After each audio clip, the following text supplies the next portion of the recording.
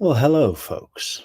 Tonight we're going to be switching things up a little bit, or what does Daniel Rashbaum say? I'm going to change gears a little bit, okay? I'm going to change gears for the jury, okay? They're probably tired of all this Latin King story you've been telling, Charlie. We're going to switch gears, okay, Charlie? Yeah. Clutch in, Charlie. Clutch in and clutch on. Okay, welcome back, folks. It's been a while. Like I said, we're going to be switching cases tonight. What about last night's show, huh? Man, what a load of drama. Anyway, we're going to be doing Jodi Arias' case. Hopefully a little less disastrous and divisive. Disastrously divisive it was yesterday with the whole, oh my God, they don't get it. They don't get it. Nicole Kissinger is an occult princess from Doom. She came from Doom and destroyed those baby girls. Man, God, all I was asking was for some, an example. People are acting like, oh, Metrix, why are you defending Nicole? Innocence Project Metrix. I'm not defending Nicole. No one's defending Nicole, apart from her CIA father and the occult wizard, okay? The wizard is not on trial. Leave the wizard out of this, okay? Anyway, we're going to be focusing on another character today, folks. Jodi. Hey, man, Jodi. Now, for the record, do not condone her actions. Yes, dangerous psychopath should be behind bars, and man, you would not want to be anywhere near her. She's like a black widow, right? Jesus Christ, what a vibe. But I gotta say, if you're going to be going down for life or the death penalty, how do we share screen, guys? Let's check that out. Present, share screen, browse. Okay, maybe a little Google search. Yeah, if you're going to be going down for murder and everyone's going to hate you and think you're a crazy, evil woman from hell, go down swinging.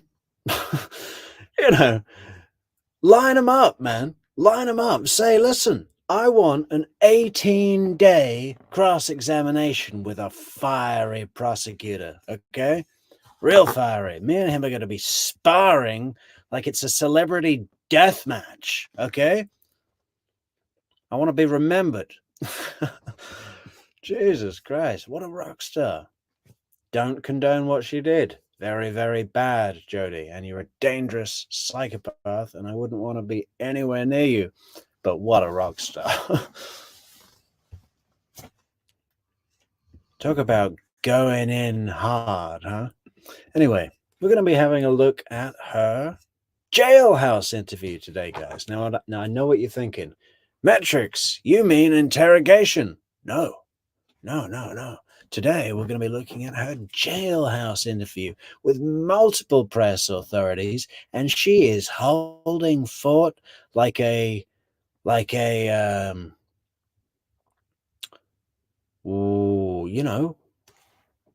really big fort holder. Don't condone what she did. Very, very bad. Dangerous woman. Wouldn't want you anywhere near me. But what a rock star. I need it. Sorry. Don't roll the tape yet. Jodi, how did you meet Travis and when? We met at the Rainforest Cafe in the MGM Grand. And swear to God, she's a machine, man. Did you see the 48 tactics she just did in one hair flick? I think it was 148. God! And this is all stuff that her computer brain has learned over time, right? Going, yes, if I flick my hair just as the question is being posed, and look around for who might be speaking to a queen, then that looks like emotion S or D. DS. Emotion DS 6152. Pull it out. Don't roll the tape yet. Jodi, how did you meet Travis and when? We met See what I mean? at the Rainforest Cafe in the MGM Grand in Las Vegas. How long ago was that? That was in September. What kind of voice should I use today, supercomputer and robot brain?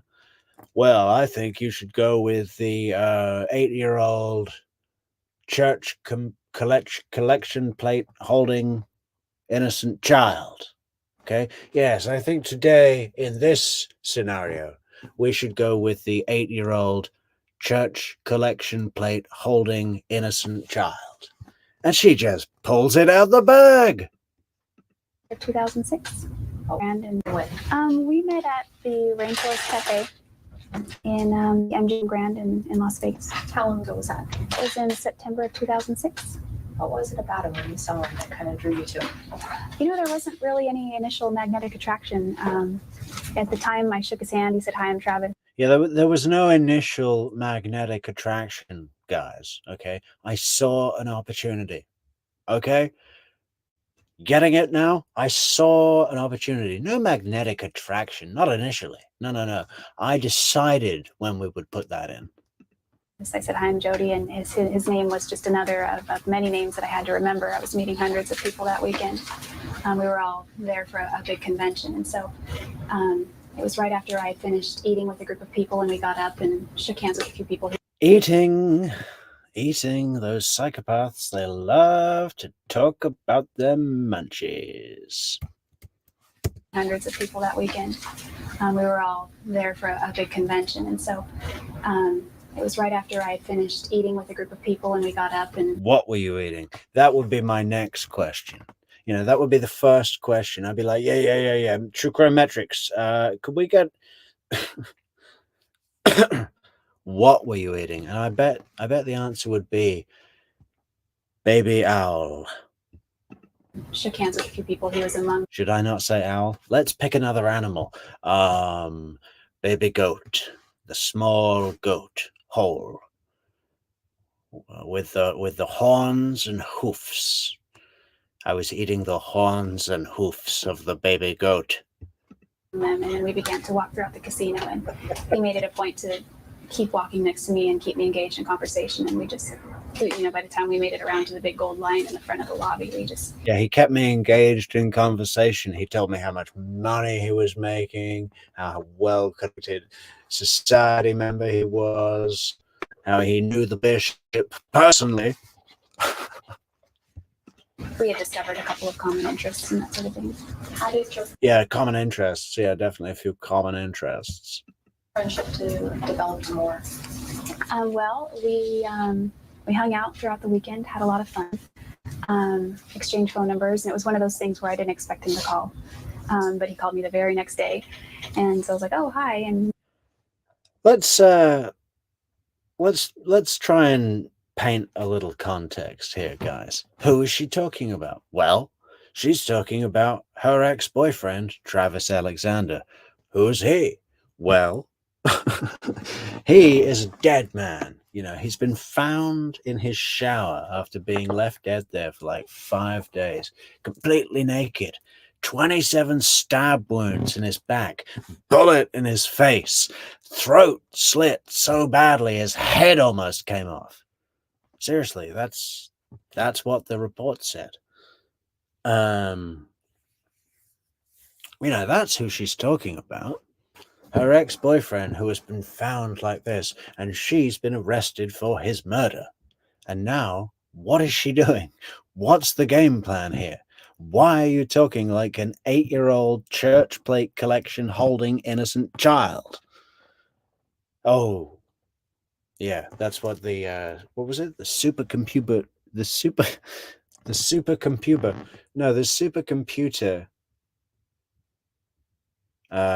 machine robot brain. What was it? I can't remember. We just, he's a good conversationalist. He just kept me engaged in conversation Well, he used to be. Yeah.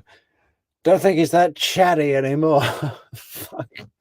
constantly, and he wanted to know about me, and people like to talk about themselves. So, it was just one thing led to another, and we became great friends. Did you two work together?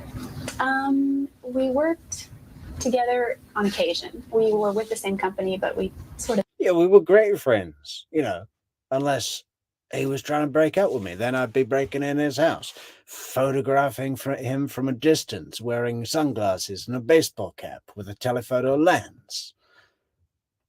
If the Lifetime flick's anything to go on.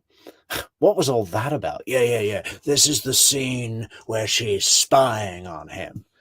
And she's like, the actress who's playing Jodi's like, yeah. She's in the bushes with a really big lens and a baseball cap pulled really far down her brow and sunglasses. They worked in different departments. Is that how you two met at the same?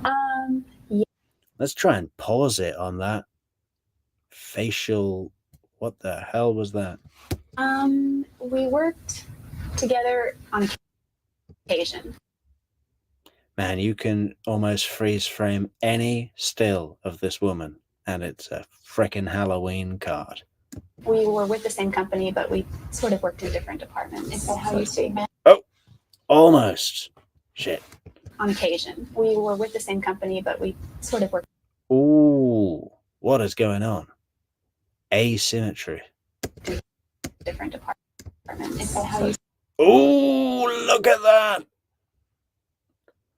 What is going on there? We need that. What is it? Do the behavior panel do that where they go, yes, the wrinkled right eyebrow coming to the center of the nose means blood sacrifice. So you met at the same? Yes, we met at a convention where our company was. You mentioned that No, it's the body language expert. She's great. you guys love to travel together. Tell me a little bit about where you traveled. We traveled to the first major place we traveled to was the Grand Canyon. We went there on a few occasions. Yeah, that was the first major place we traveled to. It was in Arizona. Where he lives. Okay, it's a big state. I mean, how far is it from the Grand Canyon? I don't actually think it's that far from Mesa. Is it? Supai with some friends, and we went to Sedona. We went all over New Mexico. We saw the Carlsbad Caverns. We saw Roswell. We saw the Balloon Fiesta. We went to. I mean, what is with going all to these certain places? All right, they had the book, 1,000 places to see before you die. What are they all in the Southwest? In the Old West? Yeah, every 965 of them are in the Southwest. A spa that was kind of renowned in Santa Fe. Why was he? And we got Niagara and New York and Mount Rushmore. A good traveling companion. Oh, he was a great traveling companion for many reasons. Traveling with Travis was kind of like traveling with your own personal comedian, or Sarah. Oh, look at that little pause. Give me your reaction now, group. Yes, react to what I said, group. Let me watch while you react to what I said, group. Or philosopher. He always had great things to talk about that would make you think, and he was always bursting out in song, and he was a very funny guy, so there was never a shortage of laughs, and so he was just a great person to travel with. He had an enthusiasm and a lust for life that we always wanted to see what was around the next corner, and so I think that was something that we both shared. Can you talk a little bit about your faith? I know you had mentioned in the previous interview that he actually baptized you. He did. Yeah, the reason. Yeah. She was baptized by the man that she brutally murdered. in a savage, jealous rage. She killed the Baptist. How bad is that for your, cleansing? My God, woman. She killed the Baptist. When a person is baptized into the church, they generally are able to choose the person they'd like to baptize them. And the reason I chose Travis was because he was very instrumental in bringing me into the church. And he was the first person to share the gospel with me and give me a call. So I guess her game at this point is just like, no, I didn't do it. Look at how innocent I am. My voice is the exact same voice of an 8-year-old church collection plate holding innocent child. Okay? Did you not hear the voice? You're telling me that I stabbed him 27 times, ate his liver, and just left the building? Copy of the Book of Mormon. And all you got to go on is a bloody handprint with his and my blood and my hair there at the scene? That's it? Innocent church plate, whatever, He challenged me to read it, and I did. And it was a decision that I made, and I could tell he was very honored when I asked him, and he, of course, was happy to do so. So, baptizing, I think, is a sacred thing. How did your friendship grow into this relationship that you shared? We just continued. I lived in Palm Desert, California. He lived in Mesa. So our friendship was really over the phone every night, when all was said and done. When his day's work was done and my day's work was done, that, he would. Yes, when my day's work was done. When I broke my holy bread at the end of my days of work, we would text. Inevitably call, and we would talk for a while, anywhere from, half hour, or sometimes it would end up being 4 hours, and then we'd fall asleep and things like that. And then, with time, it just kind of progressed into a little bit more and a little bit more, until we decided to make it more official. And then you two actually ended up moving in together, didn't you? No, we never lived together, actually. I spent a lot of time at his house, and we spent a lot of time traveling. But, he had all male roommates. Okay. All right. I must remember. Tell us about Travis's faith. Travis is a member of the Church of Jesus Christ of Latter-day Saints. He became more active in that in the church when he was about 16 years old. See what she did there with he had all male roommates.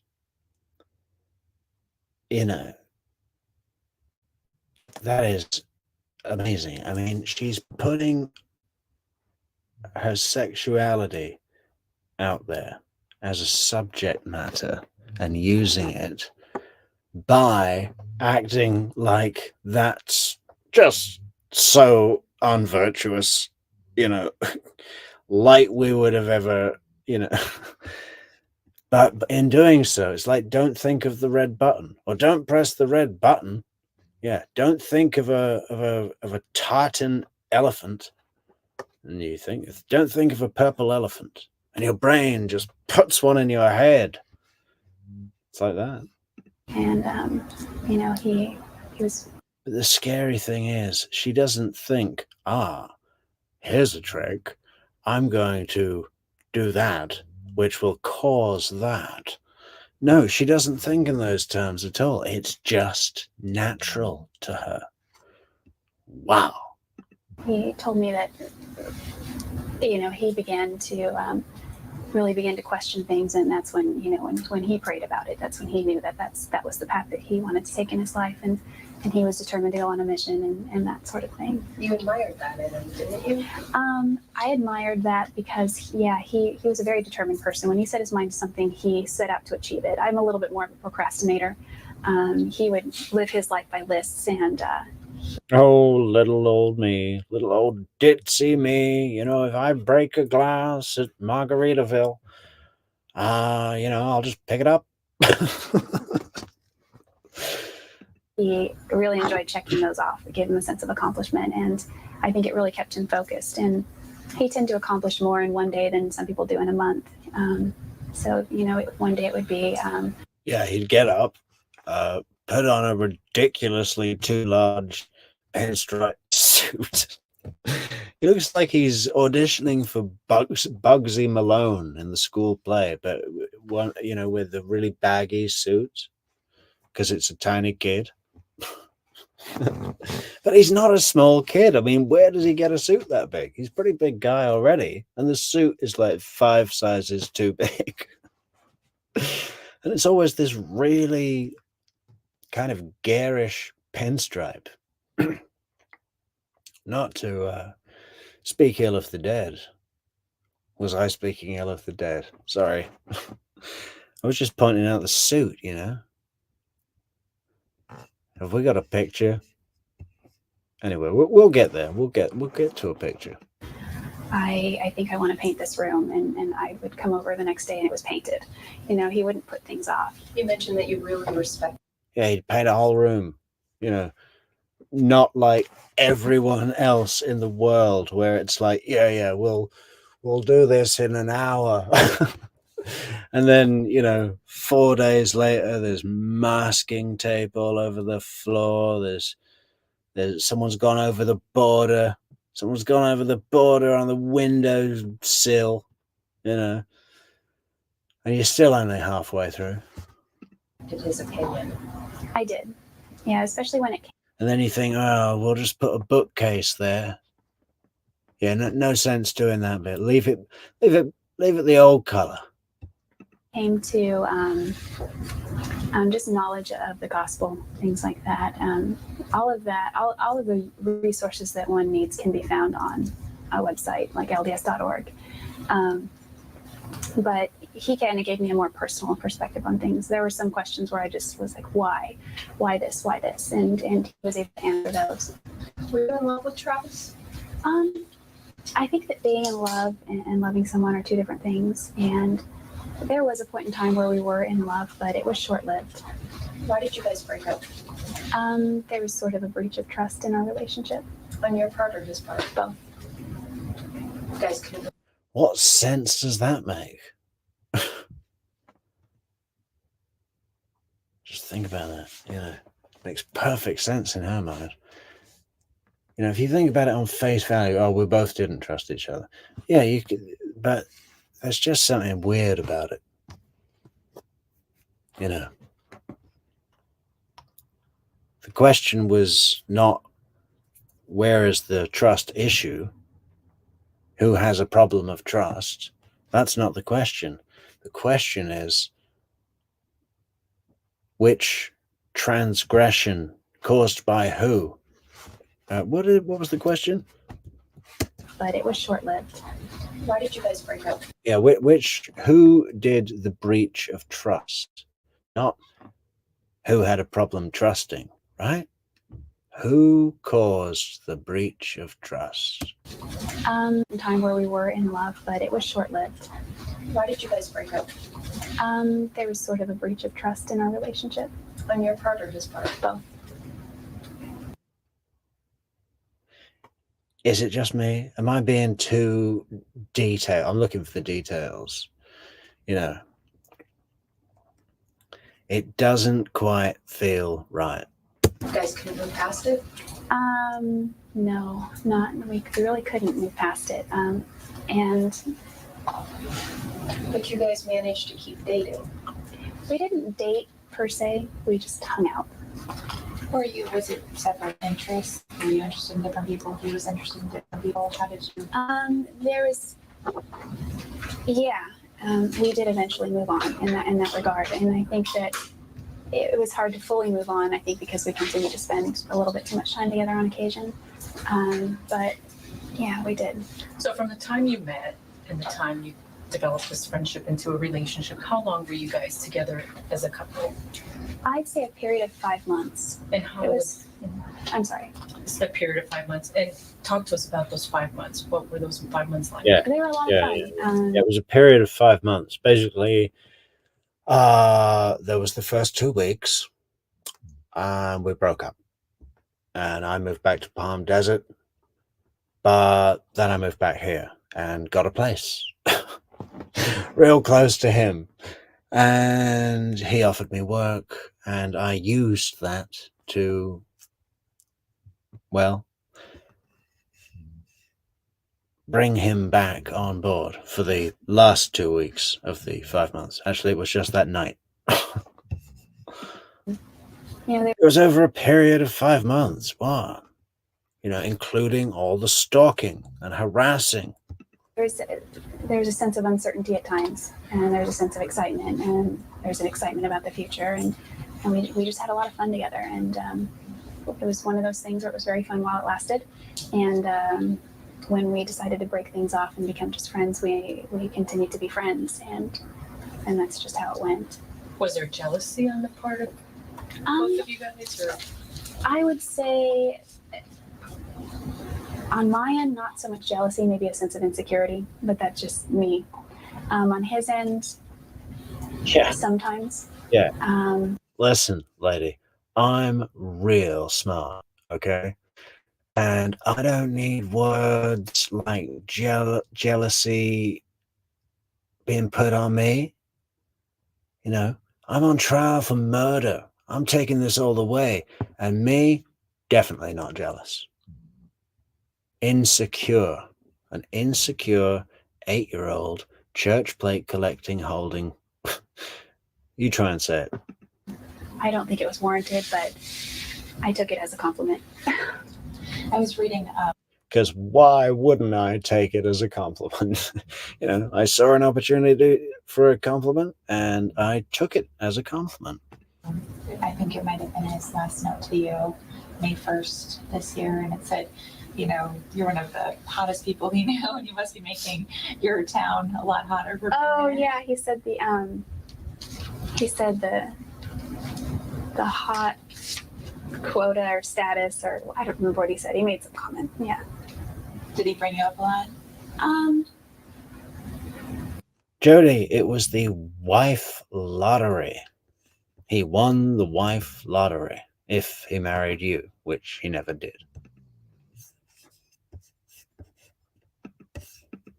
I don't know. Was he able to bring your spirits up? I mean, Oh yeah. He was very uplifting person. He knew every one of my buttons. He could bring me up or down, at the drop of a hat. But mostly he brought me up. Were there problems with the problems in your Uplifting, he could bench 285. relationship? And those 5 months start pretty much immediately, or was it 3 months into it, or kind of help us understand that? It was pretty much our relationship. It was just an average. I don't want to say average. Nothing is average with Travis. But any problems that we had, they occurred really right toward the end, and that signaled the end of our relationship. It was something that we continued to dwell on and try to work out. What was the one thing that finally you said, this is it, or he said it? It was just a breach of trust. I really don't remember the day at all. I just remember when I got the phone call, and it was late, 10:30, I think. Who called you? A mutual friend of ours. And what did he or she say? He didn't say much. He didn't know much, and he just said something has happened, and I don't have a lot of details. And I said, well, what can you tell me? And I just don't have a lot of details. And I thought, well, maybe it's a mistake. Are you sure? And he said, I'll let you know when I know more, but you're the first person I thought to call. What was going through your mind?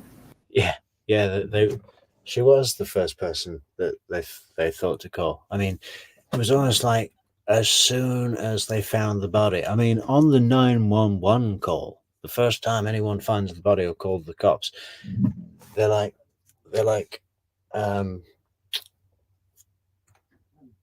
yeah, he has this ex-girlfriend who's been bothering him and slashing tires. Cops are all like, with their notepads, going, slashing tires. It was a shock, a feeling of shock and a sort of disbelief. And there wasn't, it was a real restlessness because I didn't know.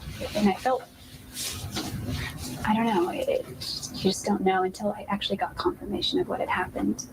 That's when things really began to sink in. What did you do at that point? Once you got more information, what did you do?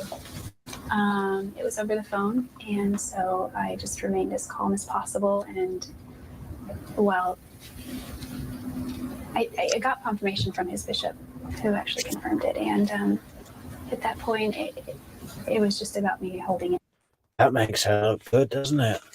The bishop confirmed. We looked for the most. We all looked around for somebody who wanted to be the one to confirm it to you, Jodi, and no one raised their hand. So we went to the only man who felt like he had an obligation, the bishop. Together over the phone and crying as silently as possible while he told me what he knew. And then I hung up with him and Were you here in town or were you? I was in Wairika, California. When was the last time that you saw Travis? It was sometime in early June. How far before his death? Do you remember? I don't remember exactly, but it was very close to. There were, you were mentioning in the interview before this, the pictures that were found and recovered of the two of you. When you were mentioning what was on those pictures, the detective did show you one. Can you explain?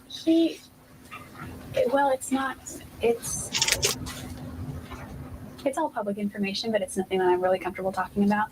And it's nothing that he nor I ever intended to be made public. It's something that we intended to keep private. But now that all of this has been thrust under a microscope, everybody knows about it. Neverly Darlin says, is this pre or post conviction? This is pre-conviction. She's still in the... I don't know if she's even in Arizona yet. Maybe. But she could still be in Wairika. I don't know. So part of me says, why bother trying to skirt around the issue? And another part of me says, have a little discretion. But again, it's public information, and they're just photos that we took and that we deleted with the intention of that wasn't a one-time incident. I mean, there were many times where, You took pictures? yeah, pictures, whatever, and any kind of media, and it was deleted because it's just something that we didn't intend to ever keep. Can you talk about some of your love for photography and just in general the type of photography that you did? Yeah, I've loved photography since I can remember, since I got my first camera. I've taken pictures of everything you could think of, and I think what I really began to enjoy and settle in on was people. Yeah. I really I've taken pictures of everything that you can think of. I've got a good collection of shots of small injured animals, that I found. Hummingbird with a busted wing, just going in a circle. enjoy nature and sunsets, but people and their expressions, moments, especially weddings when you can just see expressions on people's faces and emotional moments. I love capturing that sort of thing. Jodi, why do you think investigators believe that you killed Travis? Well, there's a lot of forensics suggesting that I was, in his house. Of the evidence that they presented to me, I was asked the question, if you were presented this evidence and you were a third party, what would you think? And, I need to be honest, and the evidence is very compelling, but none of it proves that I committed a murder. None of it proves that I committed a crime. What it does substantiate is what I did tell detectives. I have to ask you this, did you kill Travis Alexander? Absolutely not. No, I had no part in it. Did he have any enemies at all? Oh, To my knowledge, no. He was just direct denial, guys. Let's try and give this a score. Let's see the question. detectives. Did you, I have to ask you this, did you kill Travis Alexander? Absolutely not. Okay. Question. Did you kill Travis Alexander? Did you, I have to ask you this, did you kill Travis Alexander? Absolutely not. No, I had no part in it. Did he have any enemies at all? To my I don't think that was good. I have to ask you this, did you kill Travis Alexander? Absolutely not. No, I had no part in it.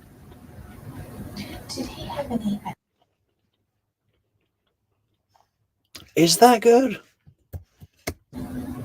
Did you, I have to ask you this, did you kill Travis Alexander? Absolutely not.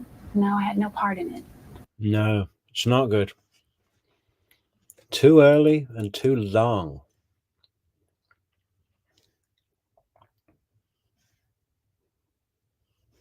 Holds the eye contact too long. That's a Wendy move, huh? I have no idea. Did he have any enemies at all? Well, he paid with cash sometimes.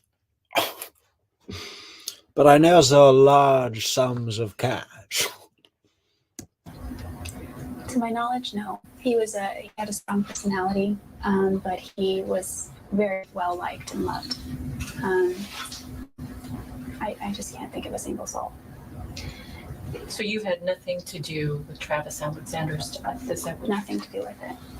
To know that he was stabbed some 27 times and shot once in the left cheek. What? Who could have done this to him? I don't know. Who do you think killed him? I have no idea. Do you think that it was a random thing or somebody that knew him? I mean, this is a guy that you were pretty close to. This was a guy I was close to at a time when we were really trying to move apart from each other. So Yeah, this is a guy I was close to when he wasn't being a pedophile, wearing children's Spider-Man underwear, and all the rest of it like what you said that didn't happen. Crazy, huh? I know. We'll say he was a pedophile. I mean, there were certain details about his life that I never did know about, and there were even more details that I did not know about, as well as details about my life that he didn't know about, because I had moved on. I had moved to California, so we were making a sincere effort to grow apart and to be apart and to move on. But nonetheless, he did remain a close friend of mine, and I just can't think of it. In police reports from the Mesa Police Department, it states that some of his family and his friends told detectives that you had reported. And to be apart and to move on. We're making a sincere effort to grow apart and to be apart and to move on. But nonetheless, he did remain a close friend of mine. And I just can't think of it. In police reports from the Mesa Police Department, it states that some of his family and his... No, I was just thinking he did remain a close friend of mine. It's said with some kind of a distinction, right? And what would the inverse be true? He did remain a close friend of mine. I didn't remain a close friend of his. That would be the inverse, right? That would be the distinction. The note of distinction in her voice denotes that she was not a close friend of his, that he didn't consider her a friend. Department, it states that some of his family and his friends told detectives that you had become obsessed with Travis. Is that true? His family and friends said that? According to the police report. Police report. Oh, well, I think that I've only met his grandmother, so I don't think that that's accurate at all for his family to say. But I think that if I were in their shoes, I would be going very much off of what police were telling me. I wouldn't use obsession. I would say, What do you mean going? They were going off what police were telling them. Well, who else is going to tell them?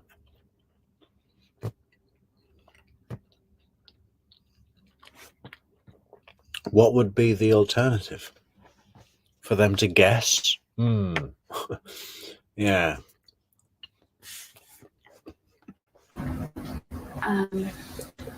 I don't know. I think that when more evidence comes out, it'll be very telling that it was a two-way street, and Travis was a wonderful person, but he was also very persuasive, and he was hard to say no to, and it was hard.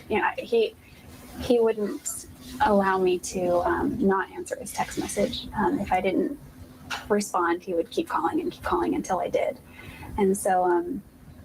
To me, that wasn't obsessive behavior on his part. It was just, I took it as a compliment. He wanted to talk to me. Okay, that's great. But were you obsessed with him? Those are the allegations they make. No. Yeah, sorry. Missed that, reporter.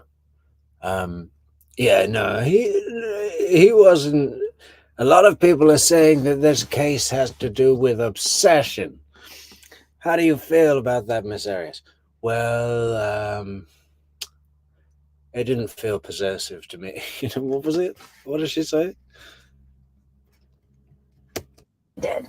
And so to me, that wasn't obsessive behavior on his part. It was just, I took it as a compliment. Yeah, we're not asking that, Jodi.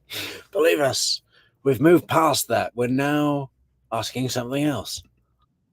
He wanted to talk to me. Okay, that's great. But were you obsessed with him? Those are the allegations they make. No, not at all.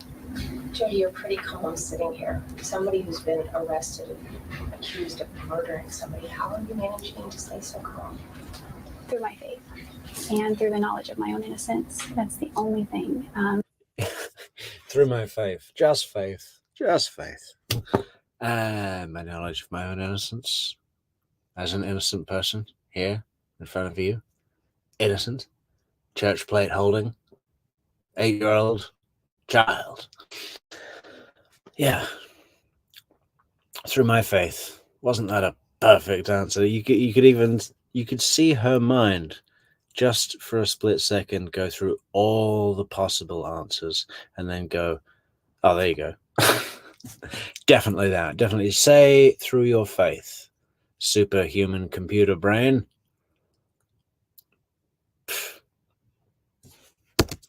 I would be shaking in my boots right now if I had to answer to God for such a heinous crime.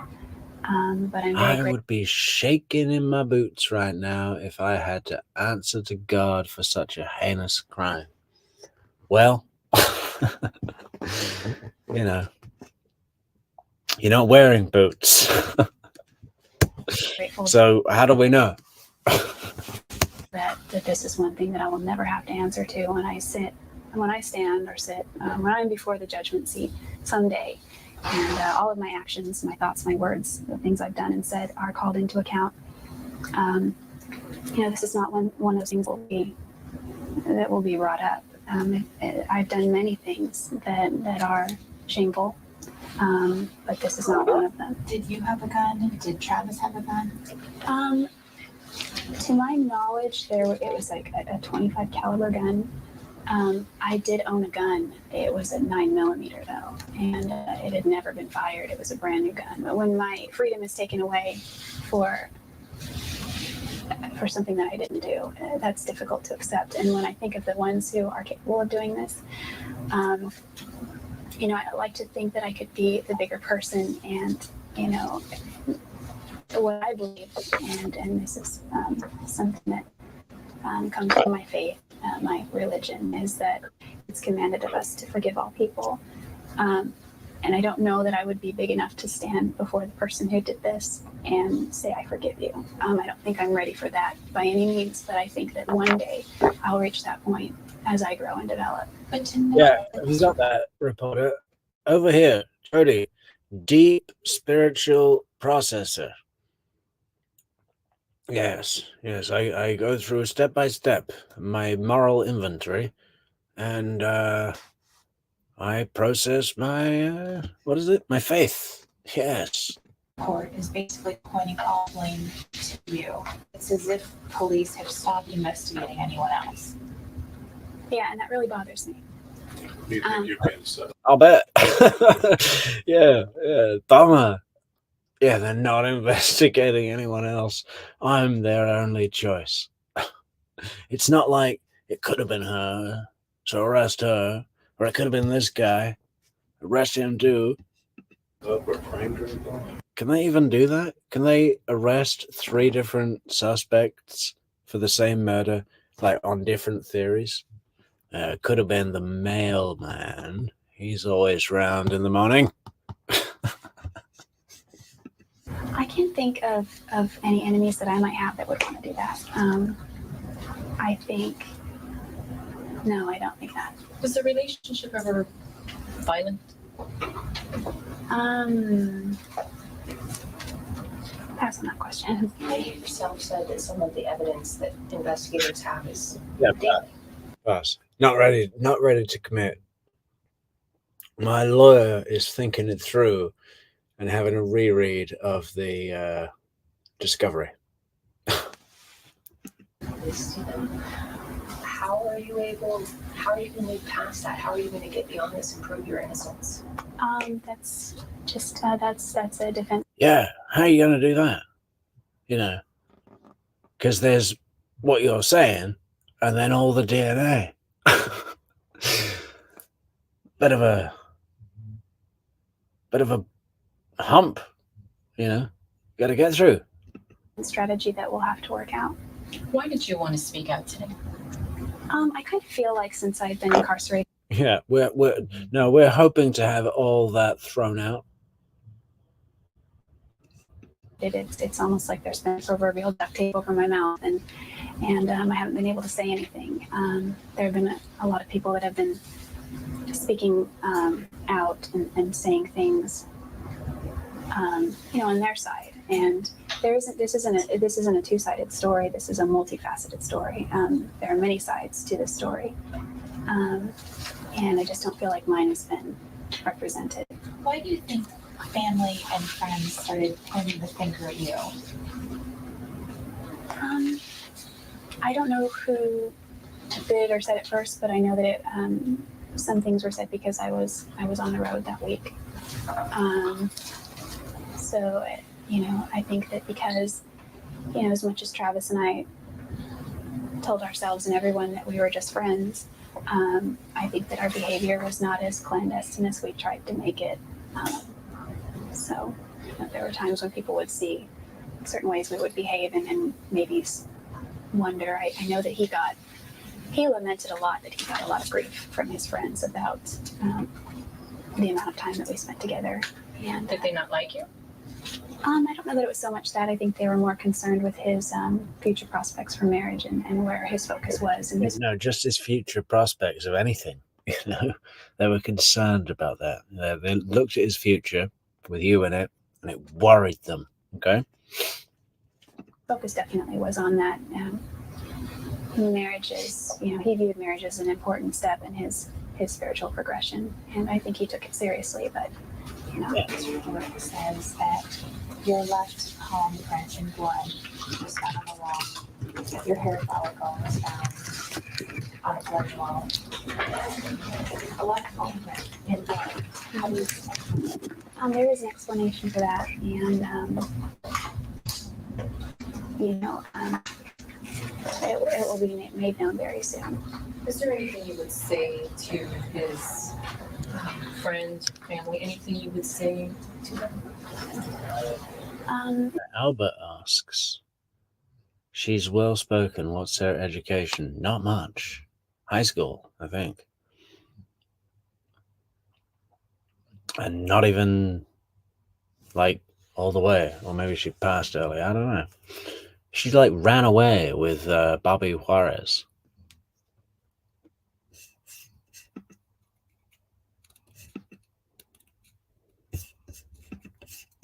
Yeah, there are so many things that I'd like to say to them, and I don't think that that they in any way would like to hear it, or that they're in any position to even want to receive it. But I've said this before, and I'll continue to pray for this, and that is that I hope they can find peace. Yeah, I hope they can find peace. All the pieces of him that are all over the bathroom. Oh, dear, dear, dear. What a mess. So, that was pre-trial, pre-prosecution. Should we look at one mid-trial?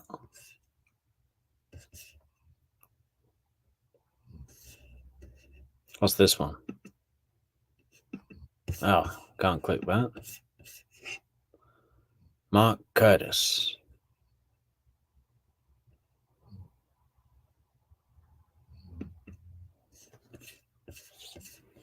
This interview is so psyched to get this scoop. That's what you call it in the business, guys, a scoop, you know, the news scoop. He's so happy. He's like thanking her, going, "This is really big for me."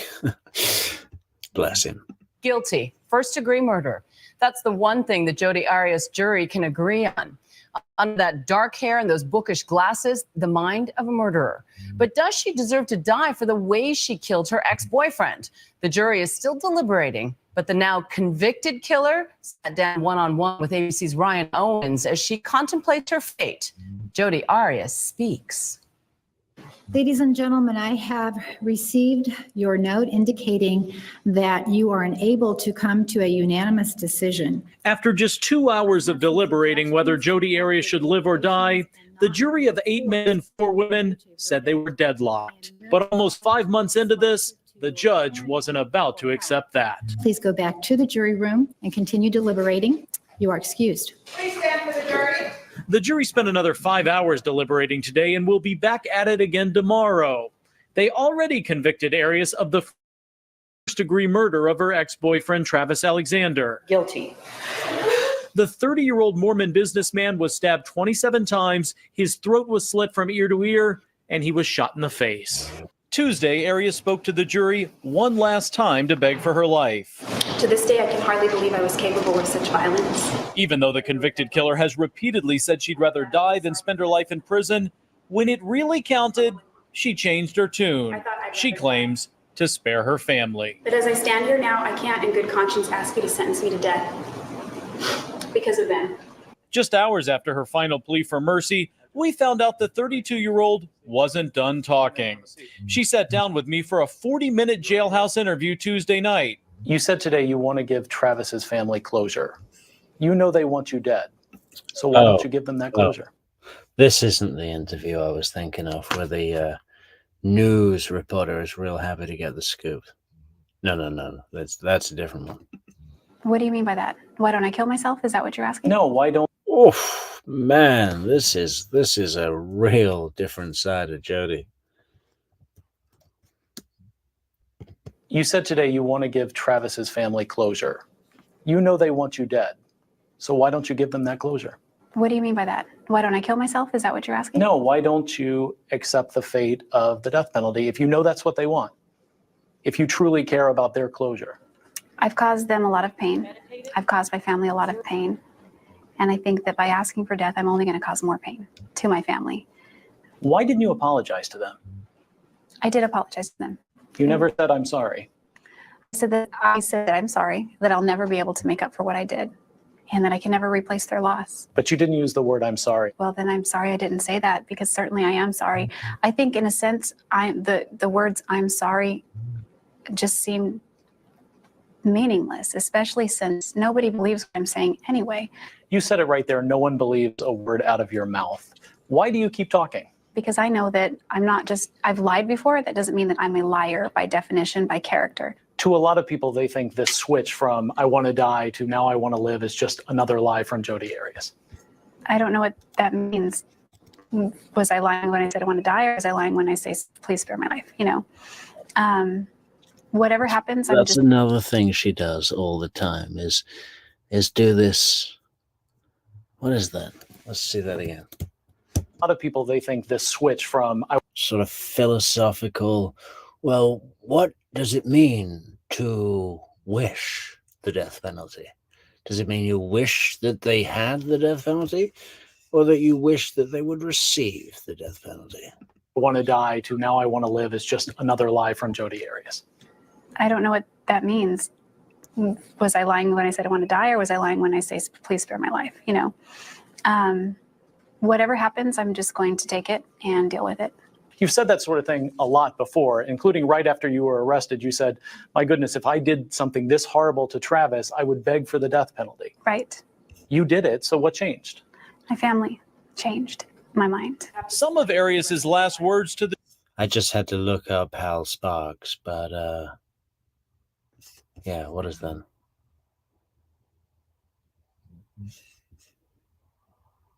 A stand-up comedian. I'll have to check that out. I don't know how Hal Sparks. Where's the stream? This one. The jury were downright bizarre. She argued for life in prison by essentially presenting a political platform for the rest of her life behind bars. There are many things I can do to affect positive change Yeah. and contribute in a meaningful way. What did she say? I'm going to donate my hair to Argentinian cancer patients or something. What is it? Yeah. If I live for like 40 years, we could have, probably total like 3 yards of this fine hair for all the Argentinian cancer patients. In prison, there are programs I can start and people I can help. She almost sounded like she was running. Wouldn't be that much, would it? Right, you cut all that hair off. That's not even enough for one wig, is it? Because you've got to fill out, I don't know, any wig experts in the crowd tonight? Could you make a complete wig that was, a similar hairstyle to what she has, but it's a wig with just that amount of hair? Or for a wig, would you need more hair? Running for student council president. She told the jury she wanted to start a recycling program in prison, a book club, Spanish lessons for other inmates. This is the t-shirt. Yeah, and I wanted to teach a workshop on manipulation and emotional espionage tactics. She was kind enough to bring a sample of the t-shirt she designed to raise money. What do you mean designed? It's got the word written on there. She picked the font and chose the color. Purple. Jesus Christ. Enough, Shanann Watts. Enough, Nicole Kessinger. Enough. But if you see, you see. My God. What a... man, that was a crazy show. That was the worst show ever. Thanks, guys. For domestic violence victims. She wants to keep selling those. Oh, and she told the jury if she lives, she can keep donating her hair to cancer patients who need wigs.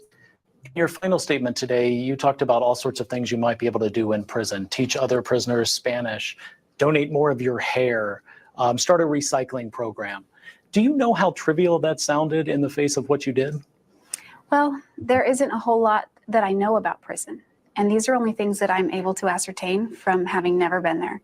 So I believe that when I get there, I will find better ways to contribute and give back. Not only my list, but other mystery benefits that can only be actualized when I'm actually submerged into the prison life. Mystery benefits coming up. But can't you grow out your hair on death row and donate it? Yeah, it'll be less wigs if I get executed. I mean, I know that sounds trivial. Yeah, if they kill me, they might have, another 40 inches of hair. It does. That's the only way that I can contribute. I'm limited. I'm going off to prison. There are so many things that I'm no longer going to do. So in a sense, I was grasping at straws, but these are things that I can do. And at this point, that's what I'm holding on to. If you were on that jury and you had heard what they have heard, would you kill you? I don't believe in capital punishment. So the answer would be no. In this penalty phase, the jury heard from no character witnesses for Jodi. My fondest memories with him are No friends, no family, even though her mother has been in court every day of the almost 5-month trial. One thing that surprised a lot of people is that no one from your family got up to say anything nice about you when you were facing the possibility of the death penalty. Well, that was a defense decision, and one that I was somewhat in agreement with. My mother wanted to. She had a letter written out that she wanted to read, and my dad was fired up. He wanted to talk, and my defense team didn't call either of them. But the impact of that Yeah. is that you've lived on this Why planet did no one come and say anything nice about you? for 32 years, and you have no one other than yourself to come up and vouch for your character as a person when you're facing death. Well, I did have people, and they were not called. I loved Travis, and I looked up to him. At one point, he was the world to me. One of the other things you did say today is, look, I don't want to drag Travis's name to the mud. And at the same time you say that, you were up on that stand accusing him of abusing you and being a pedophile and all sorts of terribly awful things. What does that say about the kind of person that you are? That I was truthful. I didn't want to do it, but I was obligated to do it. I was under oath. So the only other option was to lie and say he was perfect. And to people who say, Who you else shot does that? Who else does that? Yeah, no, I took the oath. I took the oath, so obviously everything I said is true. him, you stabbed him, you slit his throat, and then you killed him a fourth time when he was already dead by making up things about him to ruin his reputation. You say what? Nothing was made up. Nothing was made up at all. I mean, it was a defense strategy for me to take the stand. And once I was on the stand, I was obligated to answer the questions that were posed to me. And that's what I did. But you know no one believes you, right? That's not true. Maybe a majority of people don't, but I know plenty of people that believe me. If you get life in prison, you could conceivably get out someday. Do you deserve freedom? All I know is that if I were given freedom again, I would handle it very, very responsibly. So you think people should feel safe if Jodi Arias is out of these four walls at some point? I think so, yes. If you're not abusing me and attacking me and threatening to kill my life, there's no reason to fear. You really are still sticking with that. Yeah, unless you're threatening to kill my life. Whoops. What happened to the supercomputer robot brain? Story. It's not a story, it's the reality. And it's unfortunate, but it is the reality. Okay. I didn't know that you were a hater when you came to interview me. Arias seems surprised by the tough questions. By her own admission, she lives in a bubble behind bars. We talked to a lot of your friends, some of whom said that Jodi is the most hated woman in America right now. Do you feel that? No, I don't feel it in here. I'm so incubated in here.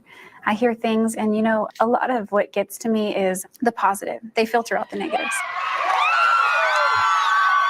But you did know there were hundreds of people cheering outside of the courthouse when you were convicted. I did hear of that, yes. And what do you make of that? I don't know. I really don't. A lot has been made about your appearance and your change in appearance. Was going from blonde bombshell to sort of the mousy church librarian look in court, was that a defense strategy? Was that your idea? What was that? No, they don't sell A mousy church librarian look. Man, can you imagine how that's going to sound in 20 years? Oh my God. Mouse hater. Clairol hair dye in jail. So this is my natural hair color. But there was more than just the hair color, the glasses, overall the demeanor is very different than the person that you were before this crime happened. What about that? Well, this is a court of law. It's not a place to go and act crazy, or I should use that term, but it's not a place to go and just let loose. It's a court of law. And in that court of law, the jury will resume its work tomorrow. Will Jodi Arias spend her life in prison or be sent to death row, where there are... It's a court of law. Or I should use that term, but it's not a place to go and just let loose. It's a court of law. And in that That's court of a law, the lot. jury will resume its work tomorrow. Will Jodi Arias spend her life in prison or be sent to death row, where there are no more lights, no more cameras, and no more TV interviews, which just might be the ultimate punishment for her? I'm Ryan Owens for Nightline What's he saying? in Phoenix. Love the camera. Good run, guys. What else have we got? Hello, our videos on there. Nice. Welcome everyone who's clicking on that. That is the best thumbnail, isn't it? Out of those bunch, True Crime Metrix thumbnail is the best. Good. What about this? 47 minutes. Can we handle it, guys? That's a lot. A lot of minutes.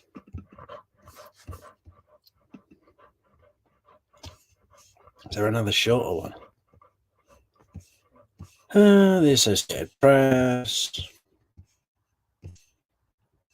What's that one? Oh, we've done that one.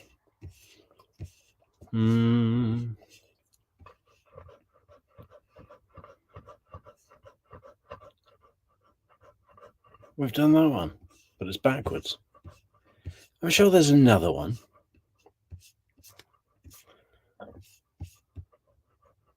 Well, we'll have to do this.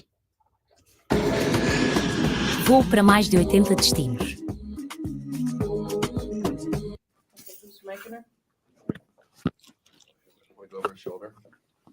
Oh, this is the guy. Watch this guy. He's so happy to get this interview. This is really big for me.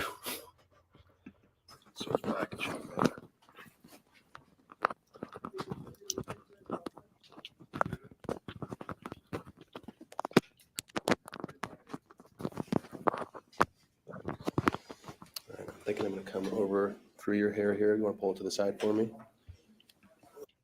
How come that guy's not wearing a protective suit and those big rubber gloves? Man, I would not want to get that close. I'll come right in here.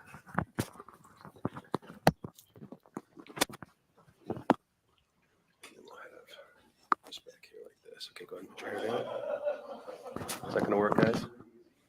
Okay.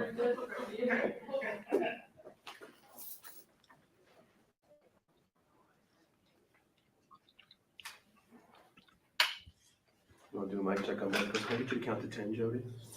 Out loud. Yes. 1, 2, 3, 4, 5, 6, 7, 8, 9, 10.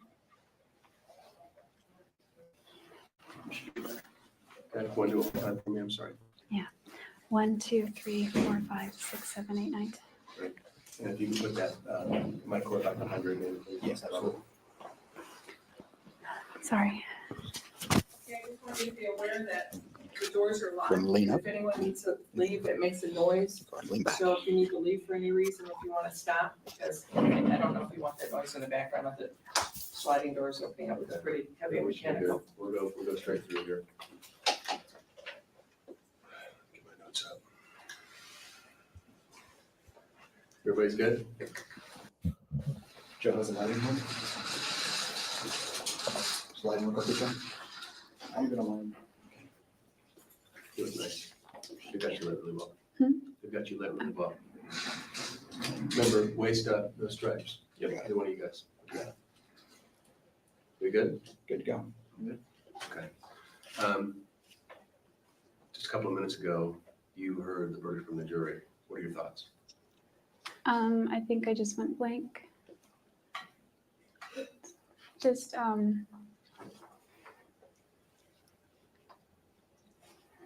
don't know. I just feel overwhelmed. I think I just need to take it at a time.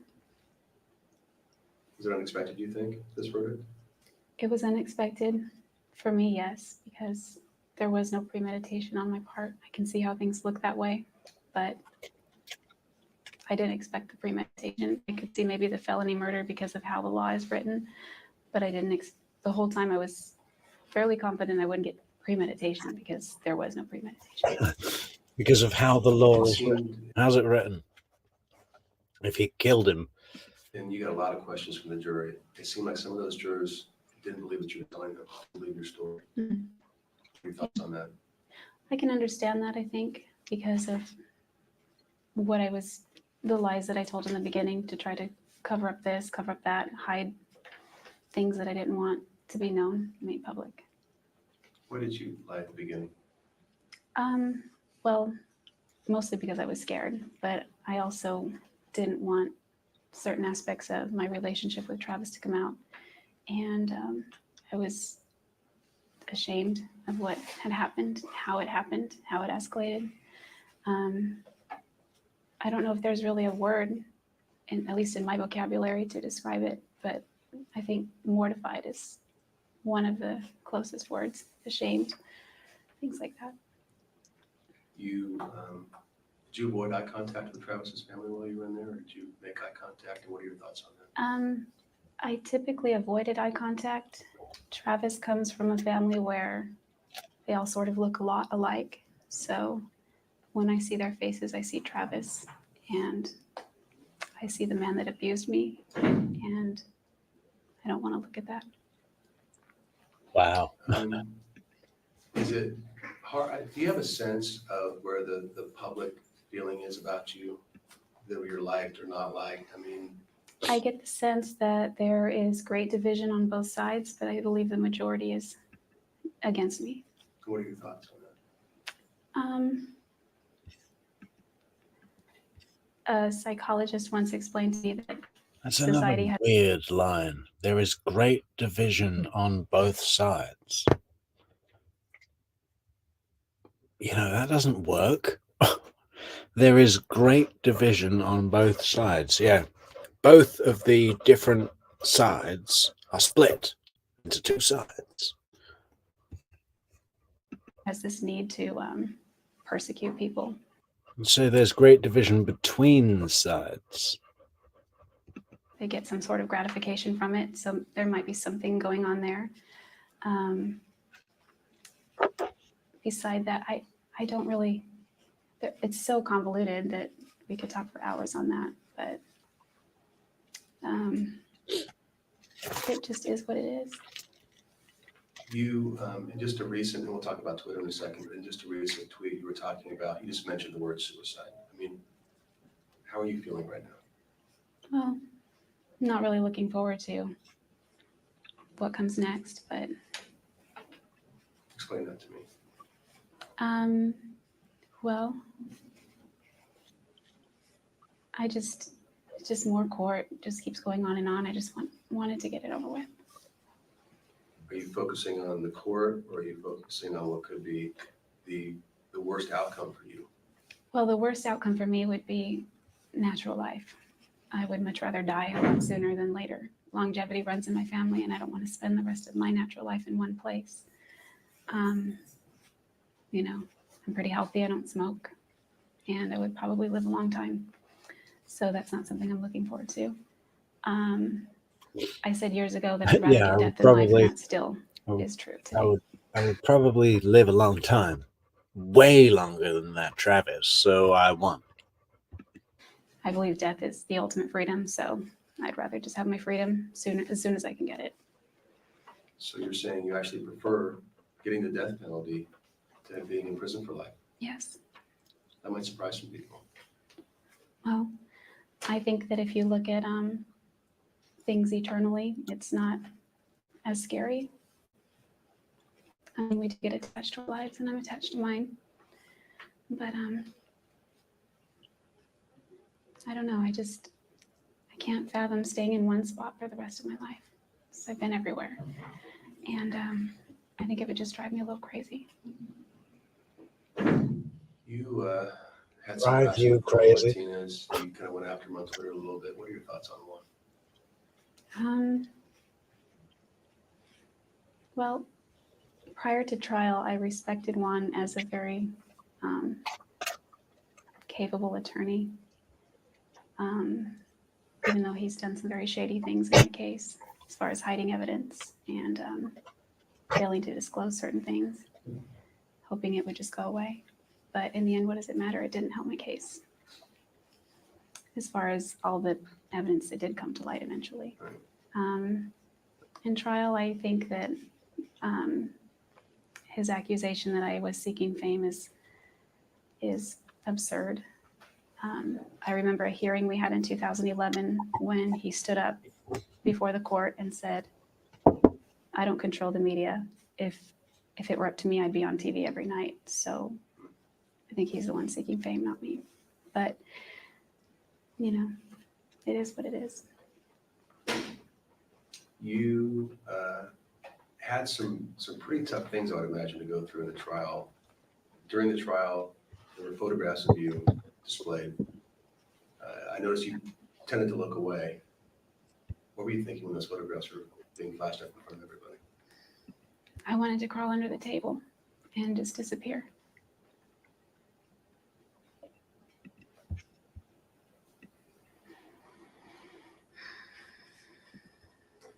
If you had to look at some of the tougher parts of what you've been through for the last 4 months, what would they be?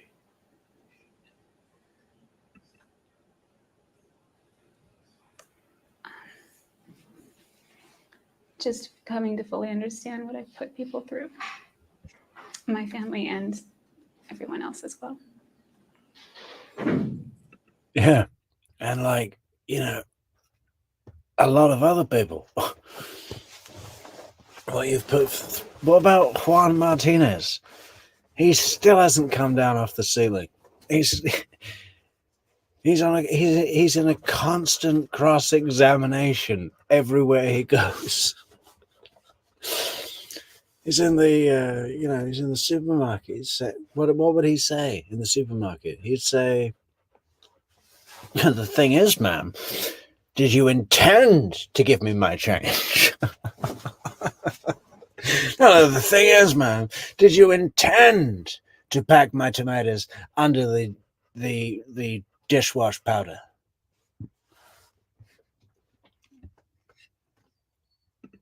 That's the part I'll always regret. Tell me more about that. What do you mean? Well, just the way everything happened.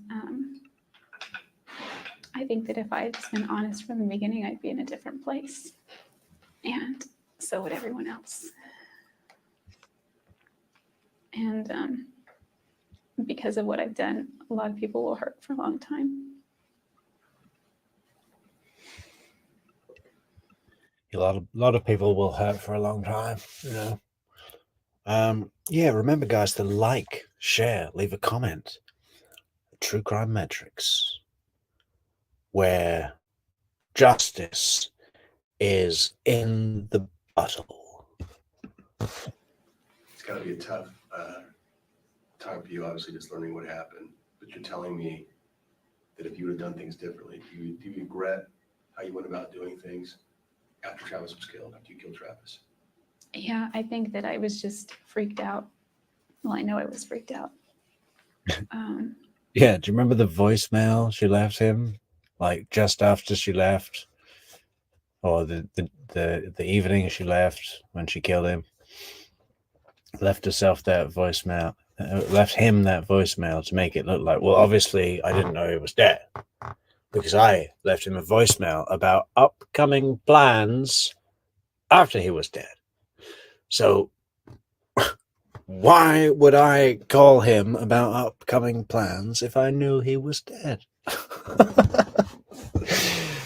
Do they not see how easy that is to, I don't know. Yeah. Oh, I was looking at the May calendar. Duh. So we were thinking you could come up and we would go to Crater Lake, Oregon. And then we'd come back and go see Macbeth in the park. Yeah, it's a play in the park. I didn't know what to do. I knew that I couldn't just carry on as normal, but I tried to do that. I tried to act that part until everything came down on me. I just couldn't imagine going to my family and saying, hey, look what happened, or going to the police and saying, here, arrest me. I was just horrified with what had happened. And Yeah, it was I couldn't imagine admitting it. You know, I was trying to get away, man. I thought, do I want to go down for this murder? And the answer was no. difficult to face that I had been pushed to that point and that could be capable of something like that. And let's talk a little bit about what happened after you were at Travis's that night, that day. A lot of people who have talked to me about it have said, how could she have gone out and been with another man, basically 24 hours afterwards? Yeah, all right, Be a y'all little bit dog. behind And with the facts. Yeah, it was Othello, wasn't it? But wouldn't it have been great if it was Macbeth? basically go on a date. I don't think I so much put it behind me as I just sort of checked out. I hardly remember that day. I don't remember it being nearly as intimate as he described. I remember falling asleep and taking a nap, and he was lying next to me. I remember feeling, it's strange, but I remember feeling safe. He wasn't going to snap. He wasn't going to. He wasn't going to snap. Take advantage of me and try Yeah, to. he wasn't going to fly into a rage. He wasn't going to fly into a jealous rage like a social work professor at Florida State. He wasn't going to snap. His rage was down. I just felt safe with that person, but I knew that, I mean. What would he snap about? Who took the last piece of cake?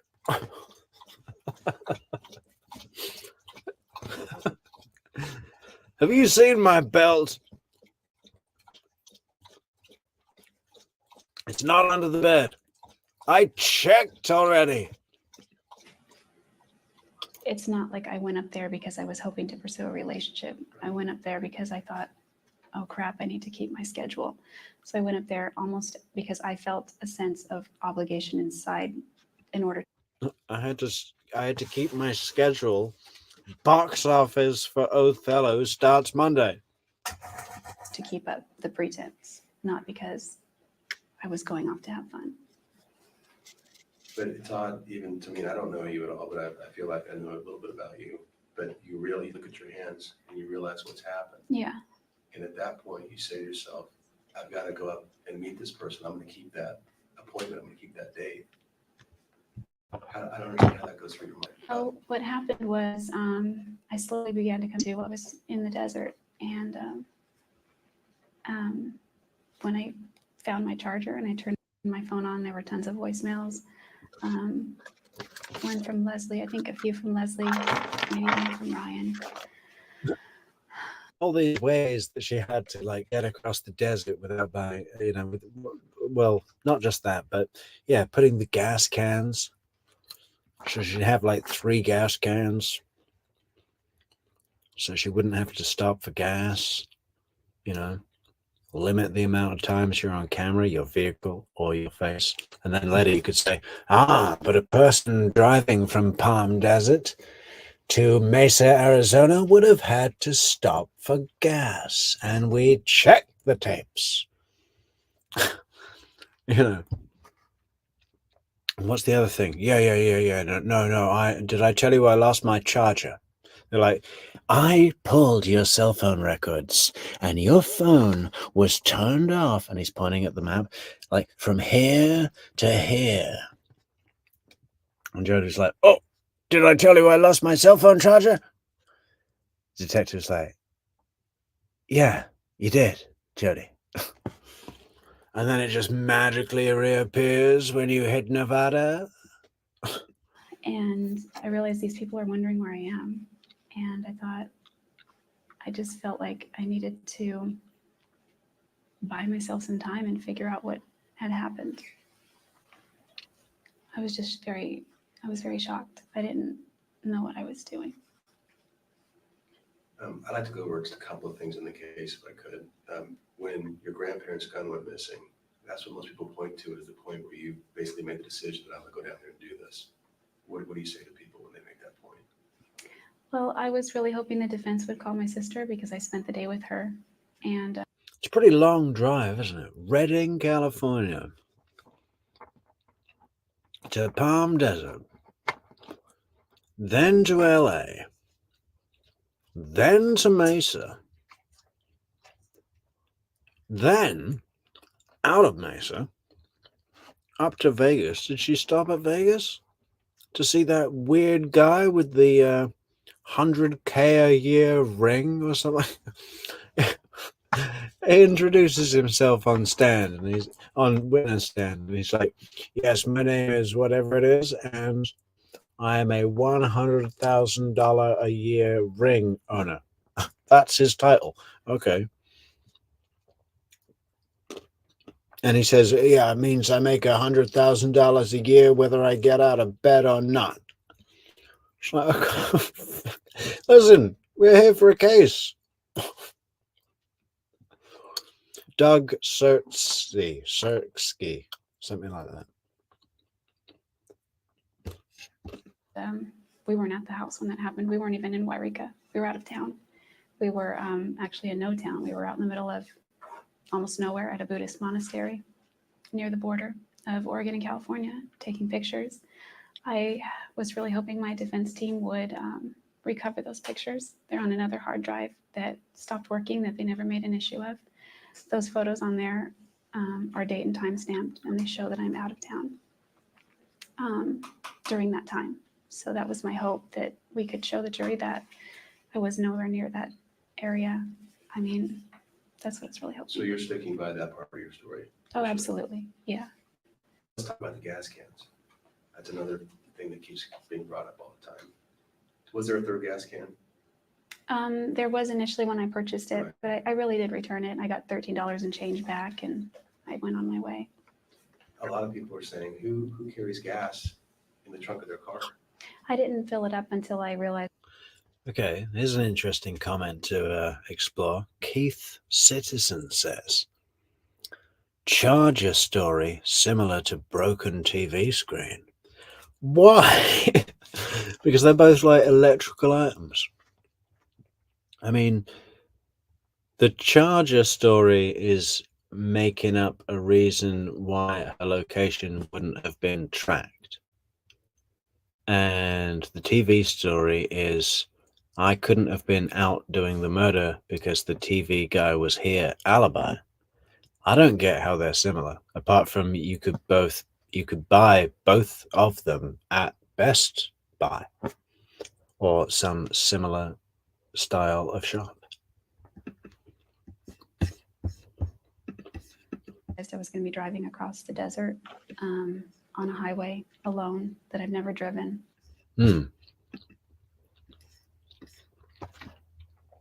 Yeah, it's like the Best Buy excuse. Any item from Best Buy is like, yes, we couldn't have been at the beach because we left our what would you take to the beach from Best Buy? Best Buy is great except for like beach wear. Never see any in there. Well, I guess like a Bluetooth speaker, maybe. Yeah. Or a camera.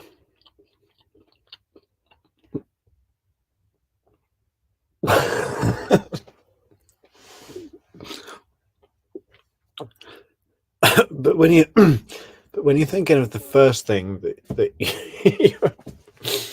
you're reminded of when you say the word beach, camera's not one of them. It's like beach towel, beach ball, suntan lotion. What else?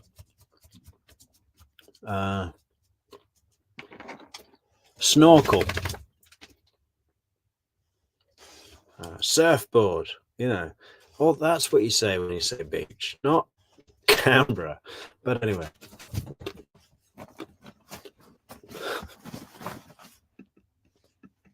At night, and it's something that we began to do when I moved to the desert because we didn't want to get stranded somewhere. Just being from the coast, 120 degrees is a shock to your system. So we sort of would travel with provisions and things like that. So not always gas, but I was taking a road that I'd never traveled before. And suddenly being safe was more important than saving a few dollars on gas, which was my initial goal. And the other thing that keeps coming up, or the jury seemed to have issues with as well, was the lack of memory over the attack. Mm-hmm. Can you explain that to me? Sure. I think it's been described how certain memories come back with time and rather than get worse. And I've experienced a little bit of both. Memories have come back. It's not just completely blank. Little things have come back here and there that I remember. Have things come back since we began talking about this, since the trial started? No, these things, well, I can't think of anything specifically. These things have come back within the last year, 2 years. Things have been. Yeah, can't think of anything right now, just off the top of my head, but they have come in the past year. New evidence, guys. New trial, another state. And we're going to be doing what my attorneys tell me is called distancing from the crime. Okay. So where are we? Arizona. Well, we're going to Maine. We're going to Maine for the court. You know, right up to Maine. And we'll have a new trial with the new evidence that has come in the past year. Can't tell you what it is. Popping up and coming back. And I testified to that a little bit. Just different scenarios that have research. I don't want to get into the details. So I can't explain it. I think I have a good memory and it's almost like I blacked out, but I mean, obviously wasn't unconscious. You're talking about your defense a little bit and you wish they would done this and done that. Are you happy with your defense? I'm grateful for my defense. They've worked very hard. Not 100%, but they've worked very hard. What would you have changed? There is. Yeah, you see, that's a good move, guys. Charlie Adelson and Donna Adelson, they're like, you know, ruining any chance they have of claiming an appeal on the grounds of ineffective assistance of counsel. Because they're both on the jail calls going, Dan was wonderful, the best. He's number one. I've read about him. You know? Oh, yes, he's number one. Dan is number one. And he did a great job, impeccable. And he told me, Charlie, you did so good up there. If I was a betting man, I'd say 70-30. I'd give you a 95. If I were to give you a score, I'd give you a 95. And Charlie's like really proud of that. He's like, yeah, Dan told me I did so well. This is after his conviction, life sentence, talking to his mother. All the things I'll never get to do. And then later, yeah, Dan told me after I testified that if he would have given me a score, it would be a 95. He'd get a 95. I'd get a 95 from Dan. And he was just really happy about it, clinging on to something, huh? Is a man who saw me with bruises all over. I would have made every effort to find him, and they didn't. She plays this like a movie in her head, like they stopped outside a diner, you know, on their way to the Grand Canyon or whatever. And, you know, Travis just flew into a rage, started beating her in the the parking lot, you know, but then they didn't think anyone was around, but not miles, but, you know, a couple of buildings down, maybe in a room, you know, maybe in a bathroom, there's a man who sees in the mirror the fight and then saw the bruises, and he was wearing a blue jacket and yellow pants, and every effort should have been made to find him. There are other people who saw me with bruises. My friends, my sisters, and the defense didn't call them for their own reasons. And I think that that would have cooperated some of the things that I said. On the hard drive that we just discussed, the one that was not part of my trial, there are photographs during that time, and I think there might have been a photograph on there. Maybe, maybe not. We wouldn't know unless we looked. But Of Bruce's, you're saying? yeah, I took pictures of myself during that time, not specifically for that purpose, but just being on the road. And I just keep thinking maybe it was in that photo.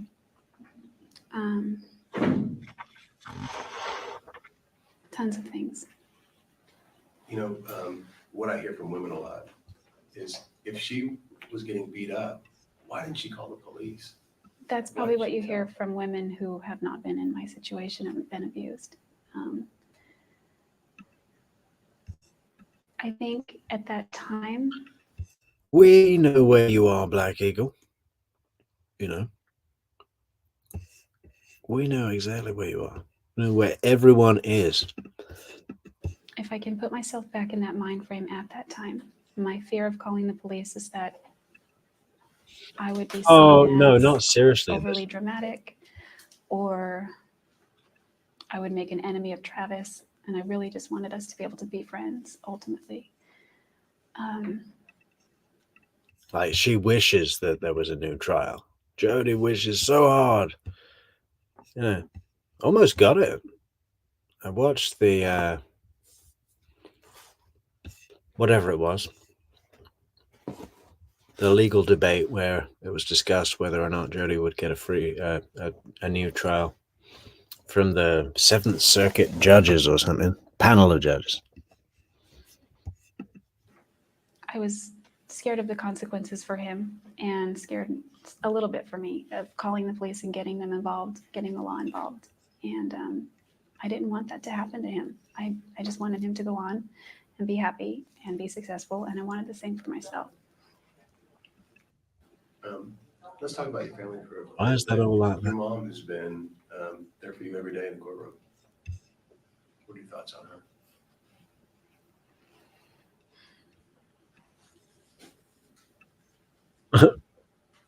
She's thinking. I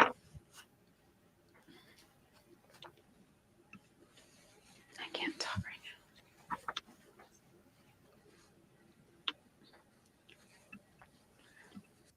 I can't talk right now.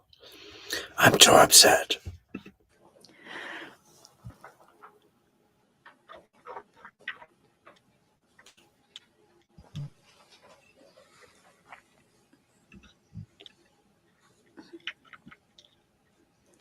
Is that the hardest part, thinking about your mom? Yeah. My mom and my whole family. Yeah. Yeah, this is the hardest part to act. This is the emotion that I can't get right. Yeah.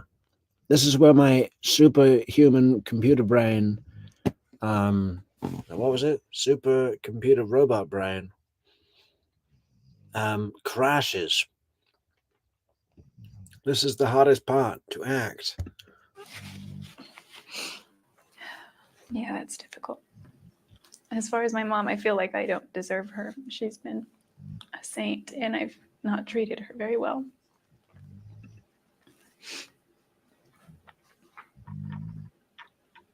There was some talk about you getting physical with your mother. Did that happen in terms of fighting and things like that? I vaguely remember the incident. I think when they say I kicked her, we were arguing and she was kicking me under the table, and I think I kicked her back. I was a teenager. She did anything she could to keep us under control.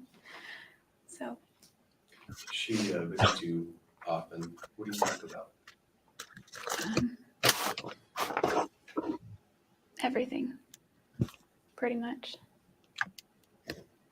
Sometimes they're good visits, sometimes they're bad visits, or unpleasant.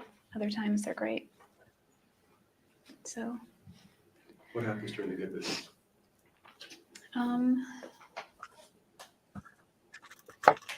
Usually she's telling me stories about things that are happening with my family or my friends, or how many emails and messages of support that she's getting, people that support my family and me. moral support, that they're behind us, and that makes me feel good. What about the bad visits? What are they like? They're usually just discussing unpleasant things, frustrating times.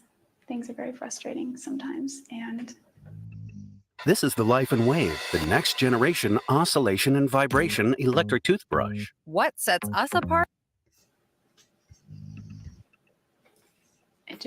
it's a drag. Your artwork is all over the place. Do you take pride in the fact that people are paying money for your art? It's interesting.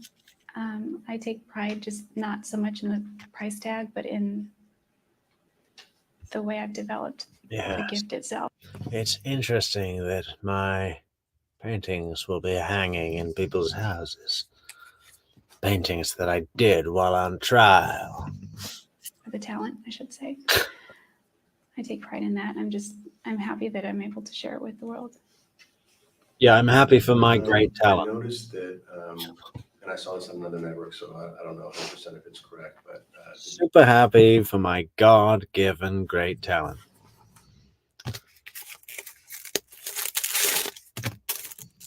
you buy large amounts from the commissary, and then you tweet it out that it's not only for you. Tell me about what you do behind bars when it comes to the commissary.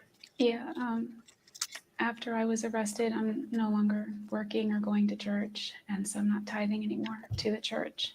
But the church encourages you to tithe 10%. So what I do is I take 10% of the dollar amount that I spend, and I give that away.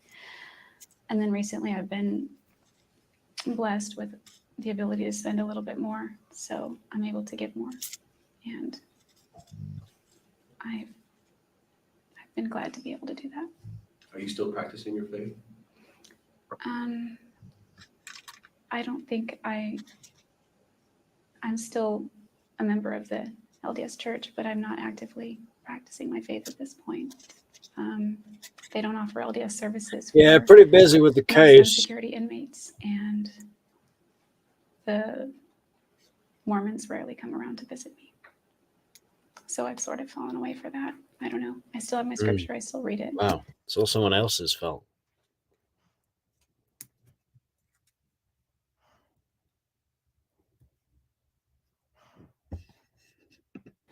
But it's hard to maintain an active status in the church when you're sort of cut off from it. You said the Mormons don't come around to visit you. Who are you talking about? They do come, but maybe like once or twice a year. They are volunteers that are members of the church that go to jails, prisons, facilities where people are incarcerated to visit them. The Alexander family, especially the two sisters and the younger brother, if you could say something to them, what would you like to say to them? I hope that now that a verdict has been rendered, that they're able to find peace, some sense of peace. I don't think they'll ever find the peace that they would like, but maybe they'll be able to have greater peace now, or some semblance of it, and be able to move on with their lives and remember their brother the way they wanted to. Do you still think about Travis? Yes. In what way?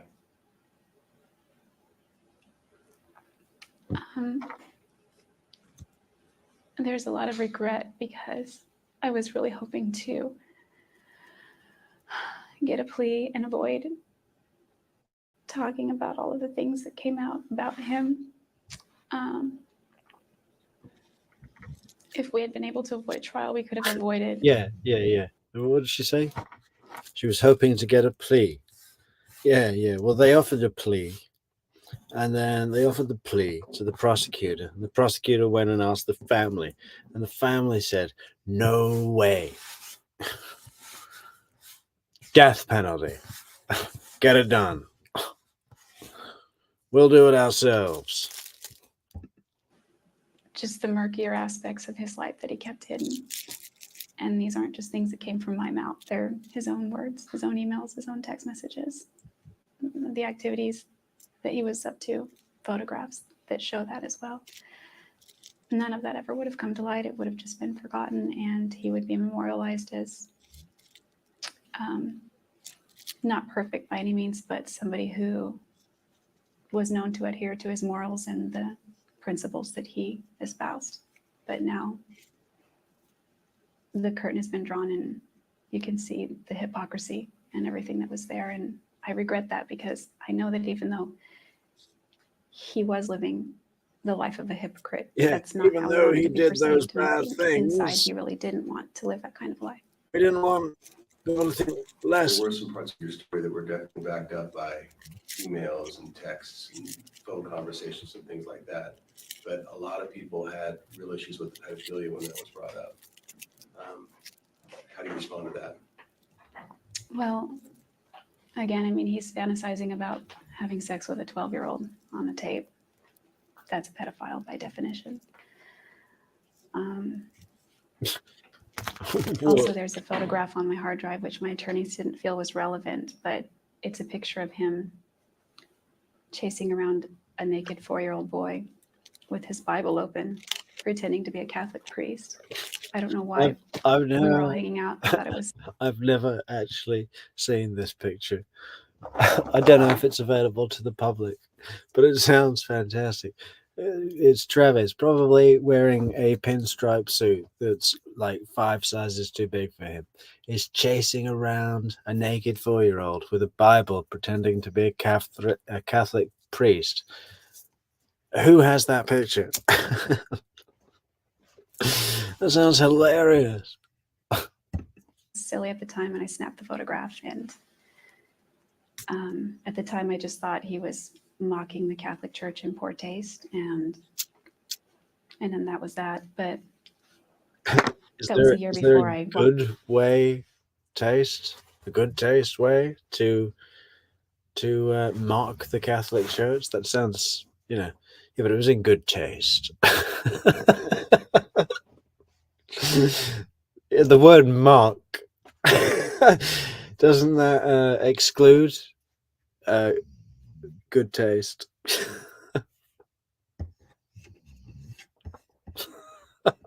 Think about it. Find a way to mock the Catholic Church in good taste. Anyone in the comments? walked in on him. And so after that incident of walking in on him, I began to put all these things together, and that was one of the puzzle pieces that seemed to make sense to me. A lot of people accusing you of tearing down a dead man's reputation. I would have been very happy to remain silent and go quietly into the night off to prison. My defense team decided to rip the lid off because we were forced to trial.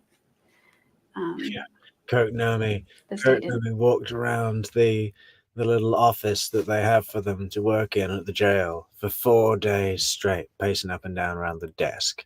And then he said, "We're going to rip the lid off. It's time to rip this lid wide open for the jury. Yes, give me a magic marker." What was it? What was the defense? Yes. There was abuse in the child home. In the child's home, there was abuse, and the mother would carry a wooden spoon around with her in her belt buckle. What? Didn't want to settle. So it's not that I wanted to plow ahead and do this, but I took the stand because strategically they advised me to. And when I was on the stand, I had to answer the questions that were posed to me. So if you had to do this all over again, you're in the desert. Hi, Tim. You've got Timothy Smith. How do you handle Timothy it? Smith. I would turn around and drive to the Mesa Police Department. We don't know if he likes to be called Tim. Maybe it I has don't to know, be but it Tim. would have been the right thing. Look, he's going to message in a second saying, "No, Tim's fine." Yeah, just call me Tim. Say you do get a long sentence. How are you going to spend Or maybe he'll say yes. It's Timothy. I haven't decided People yet. call me Timothy. Who knows? Or Mr. Smith, Dr. Smith, Professor Smith. Are there any professors called Smith? Talk to me again, if you can, briefly about wanting to hurt Professor yourself. Smith. What hurt yourself? This doesn't sound right. I think I've gone in and out of periods of that since 2007. There was some talk about me being suicidal in high school. I never was. You see, I think to have a professor, to have the last name, if you're a professor, it needs to be named after some sort of craft, right? Professor Woodsman, Professor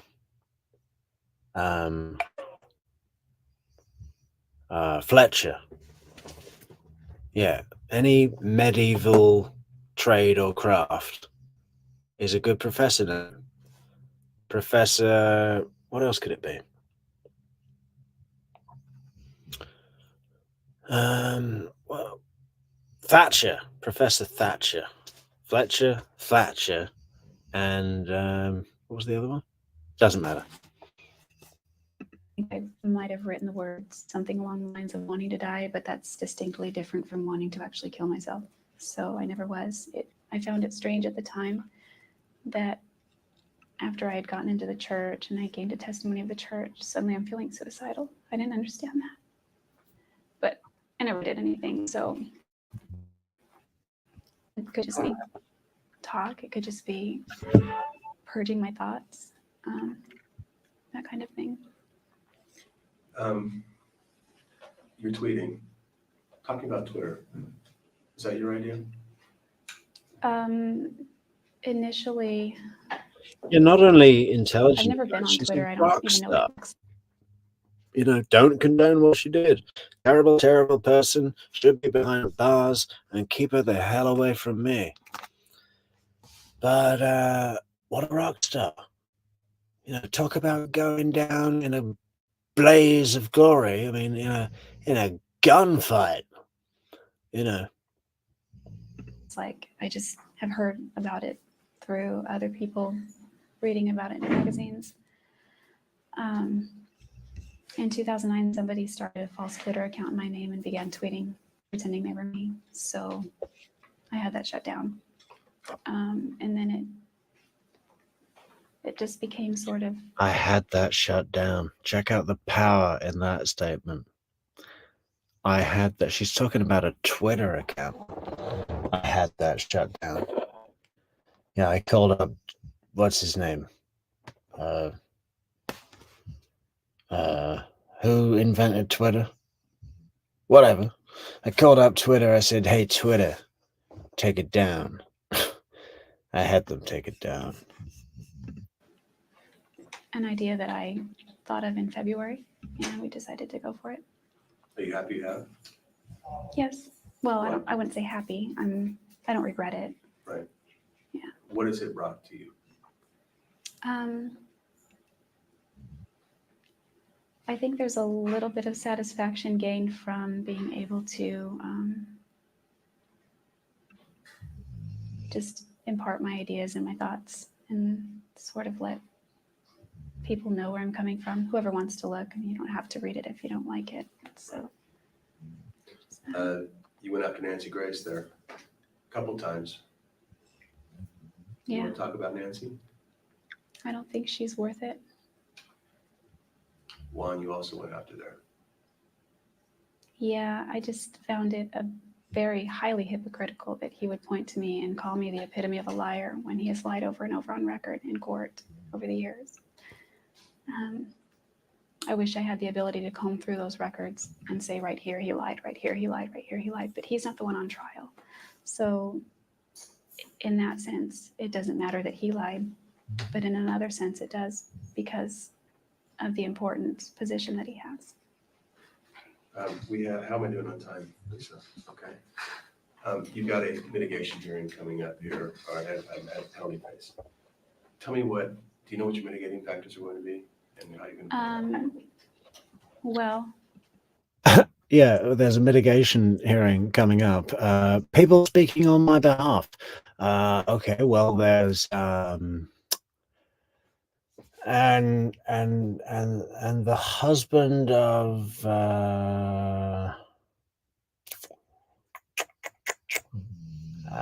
couldn't make it and won't be coming. 0. I've been told that I don't have any mitigating factors. By who? My attorney. So Kirk Nurmi you're talking about? Kirk Nurmi said to you there are no mitigating factors for you in terms of arguing against the death penalty.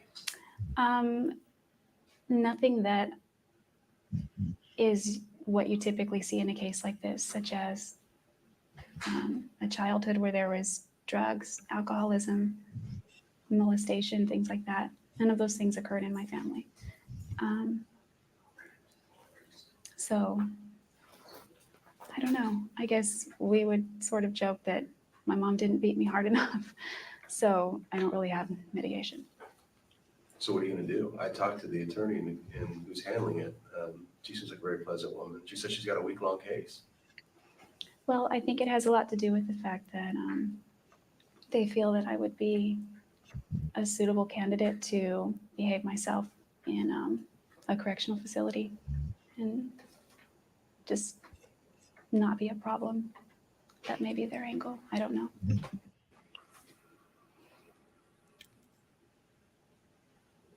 Did you have any knowledge of, the interest in your case? Do you have an idea how many people are interested? I hear things, but I have no access to the news, the internet, that sort of thing. No direct access. What kinds of things do you hear? I do get the newspaper, so that's been one portal where I've learned things. A lot of inmates have come in to the jail since then, and they tell me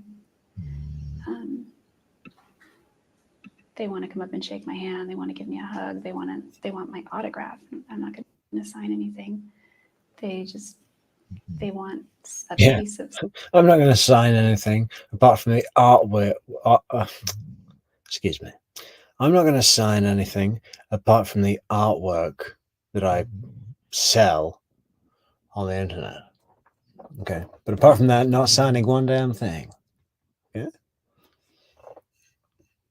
Not gonna cash in on my name or anything. No. Something that, so it's kind of strange, but that's given me an idea. That has to be strange, huh? Mm-hmm. What do you think when somebody comes up and asks you for your autograph? It's kind of awkward. I mean, I want to be nice to people, but I tell them no. I don't think it's appropriate. Why don't you sign things? My goal isn't fame. My goal was just to get through this. So I certainly didn't want that to give off that impression.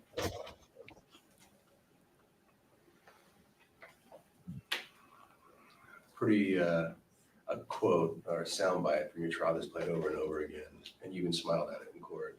Was Kirk Nurmi saying 9 days out of 10, even he doesn't like you? Yeah. What did you think when he said that? I actually thought of Elizabeth Johnson's trial because I was reading the coverage in the paper, and her attorney told the jury that it's important. Well, I'm paraphrasing, but he told them that it's not about whether or not you like her. It's about the facts of the case. So I think it was, I believe it's standard somewhat that jurors need to remember it's not about whether or not you like the defendant. Does Kirk like you? I think 9 days out of 10. I mean, 9 days out of 10. one day out of 9, 1 day out of 10. Yeah, I think so. Why don't you get along? Well, we got along very well for a long time, and then we just have had clashes in ideas, and ultimately he's the boss.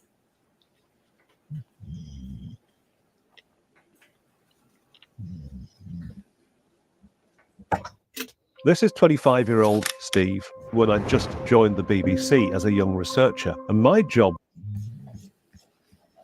Anything you want to say to Juan Martinez? No.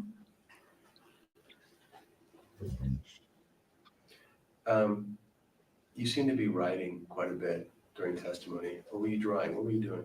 I was writing just thoughts. When I heard something with testimony, I would write notes, pass it to Jennifer, pass it to Kirk, things like that, just to keep them informed. I'd write notes and then in bigger letters, can we use this? 3 question marks. Yeah, notes. What? So you weren't drawing. There might be occasional little scribbles in the margins, but no drawing. At that point. Anything else you want to talk? She was probably drawing Juan Martinez's body all hacked up. Just different body parts all over the page. Well, Not that I can think of. Well, actually, there is one more thing yes. I wanted to say. If I could tell somebody in a situation that I was in anything, I just would encourage them to document it.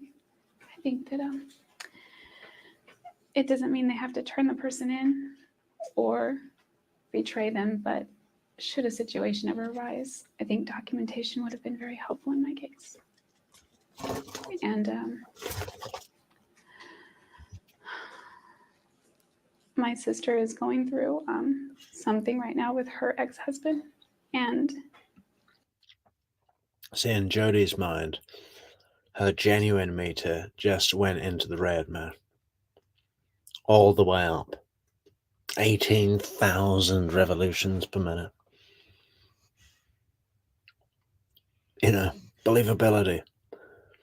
Believe in me. I would encourage anyone to document it if this would ever happen to you, this horrible thing. Document the injuries, because in case this situation like this will ever arise, wow, that'd be a shame if it did, wouldn't it? there are a lot of things that she could have documented that would help her. So it surprises me that even as she knows about what I've gone through, she still fails to document these things. And it's so easy. Save these text messages, save these incidents, write these things down, make reports. But they don't. People just don't do that. I don't know why women don't do that. I mean, some do. No, it's not black and white. It's not 100%. But if we could just make a record, then that record will stand should something happen down the line. You've actually started, at least you tweeted out that you're selling T-shirts for a domestic violence shelter. Do you plan to continue those efforts? Yes. Why do you do that? Well, I assumed that they were doing okay as is with government funding and things like that, just donations. But I've spoken with some people who have worked in those shelters, and they always need donations. And it's important to me to be able to assist them in being able to. What do you mean they assist always survivors. need donations? Of course they do. They take donations. They're usually pretty easy going about it. You know, it's like, yeah, they don't have to have any stock. It's a donation. So I guess I'll wrap it up by saying, you talked about domestic violence. A lot of people are going to be seeing this. Is there one thing you'd like to get out to all those people? Do you mean people in general? Yes. I'm sure I'll think of something very clever to say later. But As you walk out, yeah, you can understand that. I guess what I really want to say is to other women who are in a situation that I was once in, and it's like I just said, I wish they would just document it. That's it. You don't have to do anything with it. You don't have to turn the person you love in. You don't have to do anything. Double just down. Document it, just in case. It's better to have it and not need it than the Just opposite. didn't have anything else to say. Again, I think that things would be very different right now if I had documented all of the things that I went through, instead of being in a state of denial. What would you like to say to all the people who seem to really just... She managed to get it all in there, huh? I wish, for the sake of others, my own benevolence extends so deeply that I wish, for the sake of all others, that people document when they get horrible things like what I went through.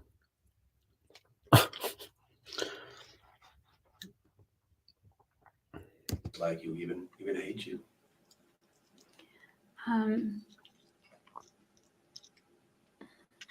Well, maybe I should be flattered that they focus on me so much. If they dislike me so much, then why am I always on their radar? I think you are flattered. I'm Ivan, by the way. I'm Troy's executive producer. Thank you for doing this. You were just talking about the people that don't like you. Mhm. Do you care at all? I mean, does it matter to you that people like you or don't like you? Is it going to matter to you wherever you end up if you answer Troy? At age 32, it doesn't matter. I think when I was arrested at age 28, it bothered me. And even before my arrest, before I ever imagined my life going in this direction, if I knew someone didn't like me, it would gnaw at me in the back of my mind. But at this point, It's I quite can a while truly say already, it's huh? like water off 4 a duck's years. back. I've reached a place. I wish I'd reached this place years ago, but I think it just comes with age. But I've reached a place where it really doesn't bother me.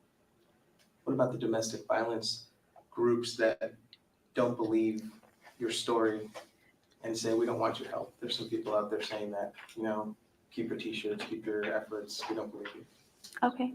I'm not aware of Yeah, who's going to any accept that organizations t-shirt? that help survivors of domestic violence that are calling a survivor of domestic violence, saying that they don't believe that person.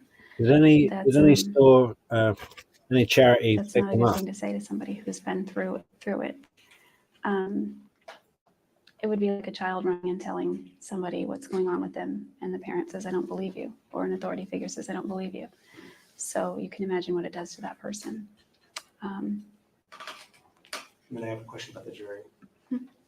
You think they got it wrong, correct? As far as premeditation, I know they got it wrong. Some said felony murder. I think that's a very ugly law sitting in my position. But as far as the way the law is written, I think I can understand how some reach that conclusion. So what's your message to the jury right now? Well, I don't know that I have a direct message for the jury. I know that I prayed constantly for every single one of them. So that's the jury that was brought to me. That's the jury that I was meant to have. So you pray for the jury.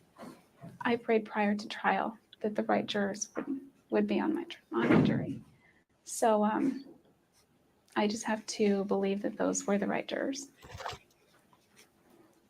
And the last question I have is going back to when you were on the stand and Juan Martinez was cross-examining you. It was really tense. It felt like you were giving back as much as he was giving. What was going through your mind? What really did you want to say had there been no constraints on what to say at that point? I would have said a lot more. You want to say it now? Well, I can't. I would have to think back to a specific incident. Well, you told him he was scrambling your brain because he was yelling at you. Yeah. You heard that. Yeah. What were you thinking when he was yelling at you? I probably shouldn't say. There were a lot of times when he was beating up on other witnesses, more like attacking the messenger rather than the message. And I just wanted to be able to jump into their body and respond for them. What? Just because I feel like he is. I just wanted to jump into their body and respond for them. Wow. A bully.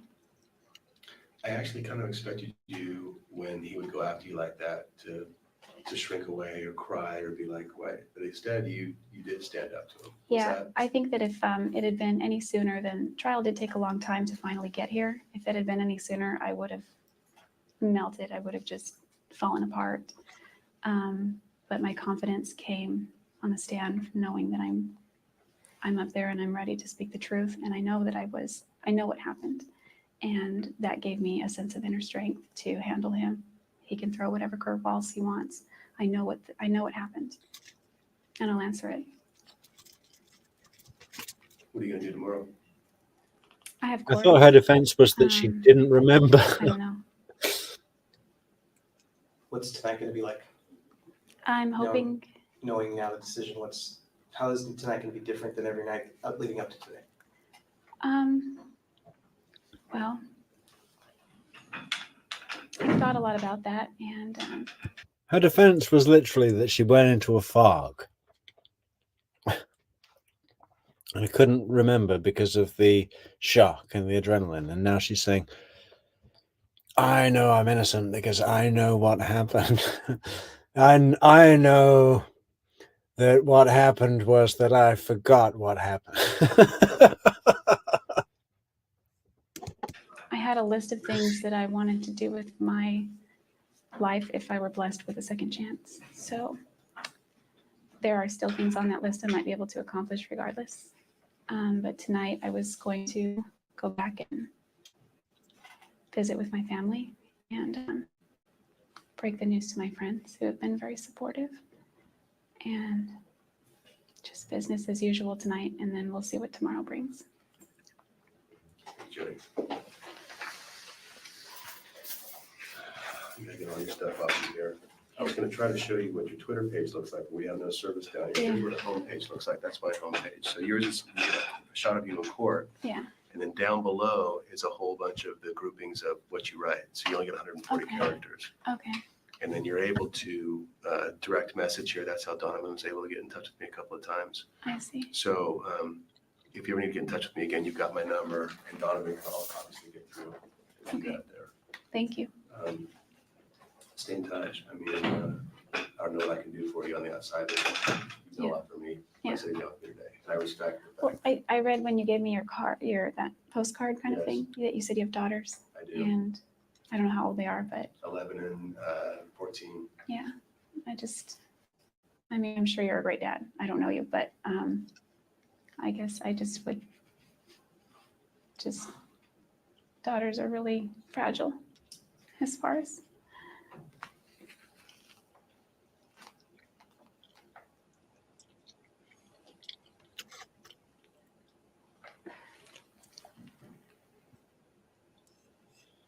I think about that all the This time. is the hardest My part wife to talks about act. it quite a bit. My 14-year-old had a boyfriend who we weren't really crazy about, the first ever boyfriend. I'm going back and forth about what to do about it. Yeah.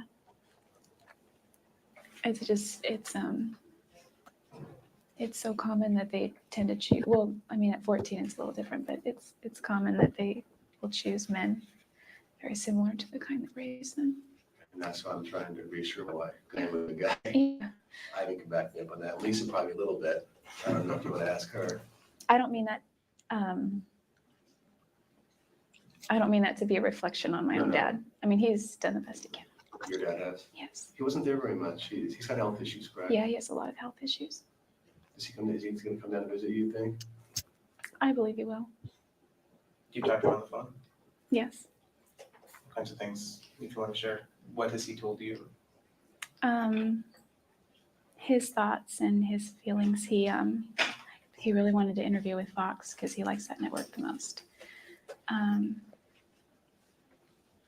Would you allow him to do that now? I don't know. It's really up to him. So we haven't talked about it much. All right. I think I got to let you go. Thank you. Do you know what time it is? What time it is? Yeah. It's 20 after 3. Okay, thanks.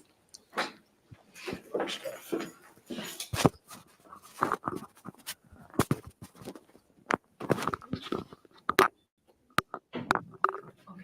was really, really big for me. Thank you so much. I know.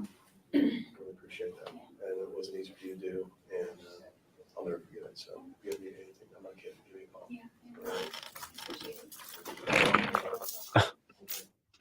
If you ever need anything, give me a call. How about a Kobe steak? Cooked by Chef Katsumoto. No stripes, guys. But We took her love off. yes, we're all good.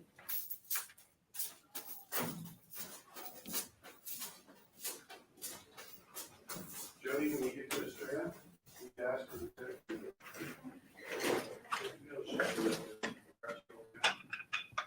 He owns that prison. Man.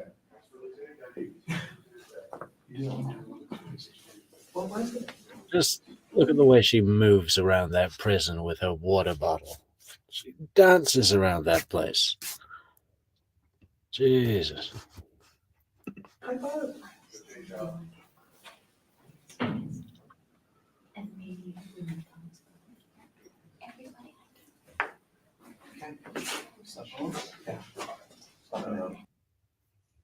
Well, there we have it, guys.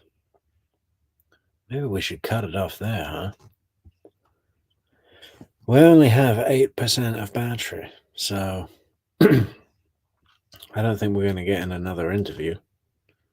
Not tonight. But what could we do tomorrow? Maybe Jodi's interrogation. Yeah, maybe that. With Esteban Flores. Detective Esteban Flores. Who flew up from Mesa to Wairika. All that way. Transfers.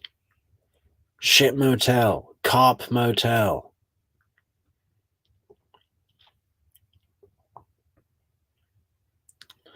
But I guess he wanted to put the cuffs on her himself.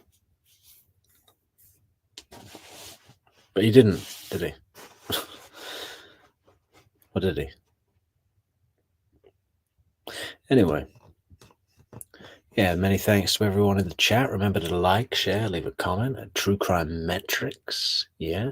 How we doing on our subscriber count, guys? Has everyone subscribed? Because this is just part one of our Jodi expose.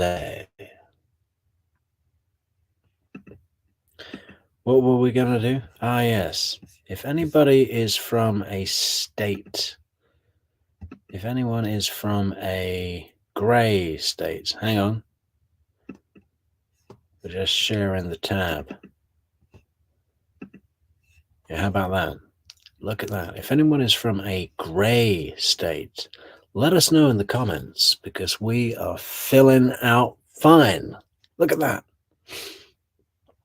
It's down to a series of dots and this clump. Some dots and a clump and then little dots. But we've already got Puerto Rico and Alaska and all these red ones. So Vermont, hit me. Kentucky, hit me. And all you rest, all you others, Iowa, come on. One of you guys. Let's actually have a look in the comments. Are there any, is there anyone left in the chat? Oh my God, they're dropping like flies.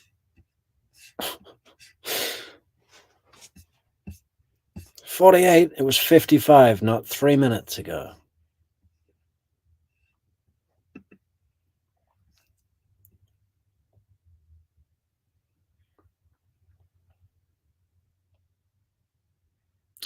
Yeah, Albert, I can usually charge the device, but not much today. Yeah, no worries, Rabbit. Good to see you.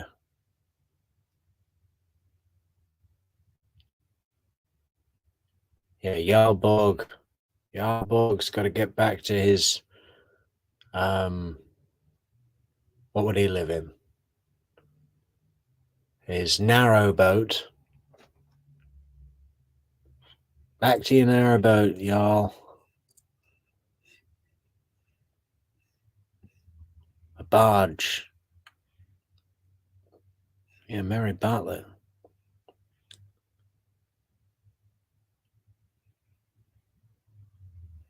Yeah, Timothy Smith, more than welcome, Timothy.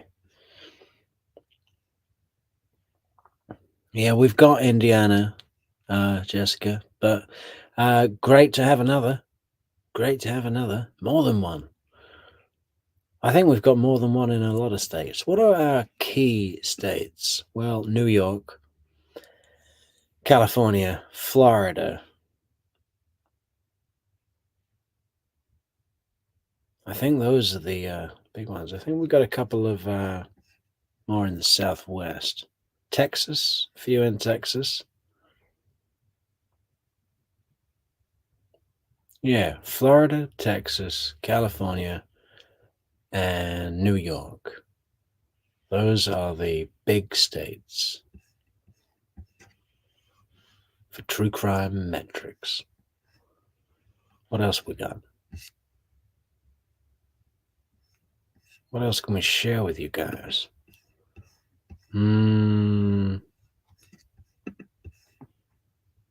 Well, I think that's it. On trial for her life, accused of the savage, frenzied murder of her ex-boyfriend.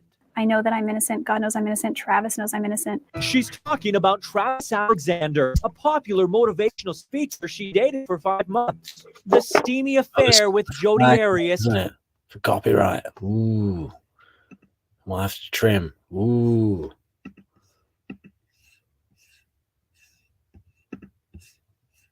When I say the name Jodi Arias, we're going to get into the prosecution as well, guys. Well, it was a long 7 years, so I guess time is what comes into my mind, that it took a long time.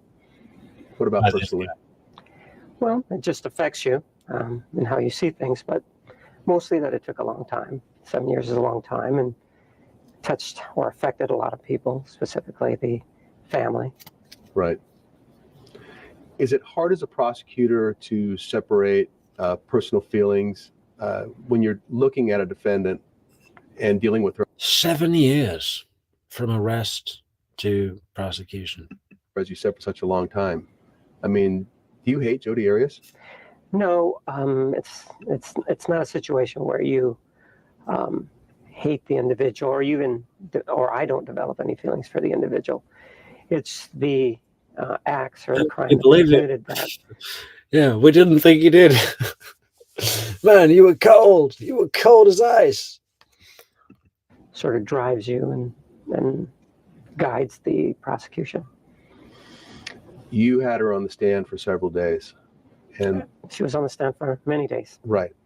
And I sensed a real level of frustration coming from you. No, I don't think so. I don't think that I was ever frustrated with her. I know that he wasn't frustrated with her. He shook the room, man. He was going nuts, running up and down, screaming, doing these huge body twists. I mean, no, I wouldn't call it frustrated. More amused. It appeared that she felt like she had all the answers to the questions that I was posing. And so once you ask the question and she gives you the answer, you try to go into it a little bit further. So no, I don't believe that I was frustrated. As we're talking here, you're and we've talked before, just in the hallways and things, and you're fairly soft-spoken. You're very different in the courtroom. Well, it's you do what is required in the courtroom, and you want to make sure that your point is made. You want to make sure that the jury hears it, and you want to perhaps add some inflection to your voice to carry the point across. You were accused by Jodi and the defense team of bullying in the courtroom. Do you agree with that? No, I don't think that I bullied anybody. I think that there are set rules, and we have the judge who administers those rules, and I don't think that I was bullying anybody. I don't remember specifically her saying anything other than perhaps that my voice was loud. But Juan Martinez, y'all is going to bed, guys. We got to save some for tomorrow. How do we turn it off?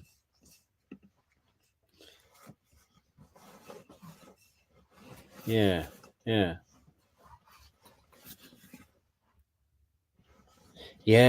Mrs. D says Jodi's level of victim shaming makes Wendy look pretty good.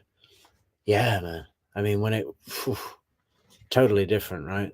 I mean, Wendy's really bad, really super just, like as close as you could get to evil, right? I mean, just Wow. But Jodi is a different story, different level, man. She's like actually from hell.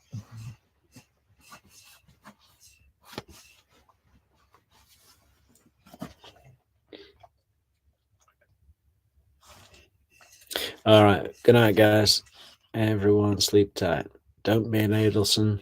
Be kind to each other. And don't get prosecuted by Juan Martinez. Ciao.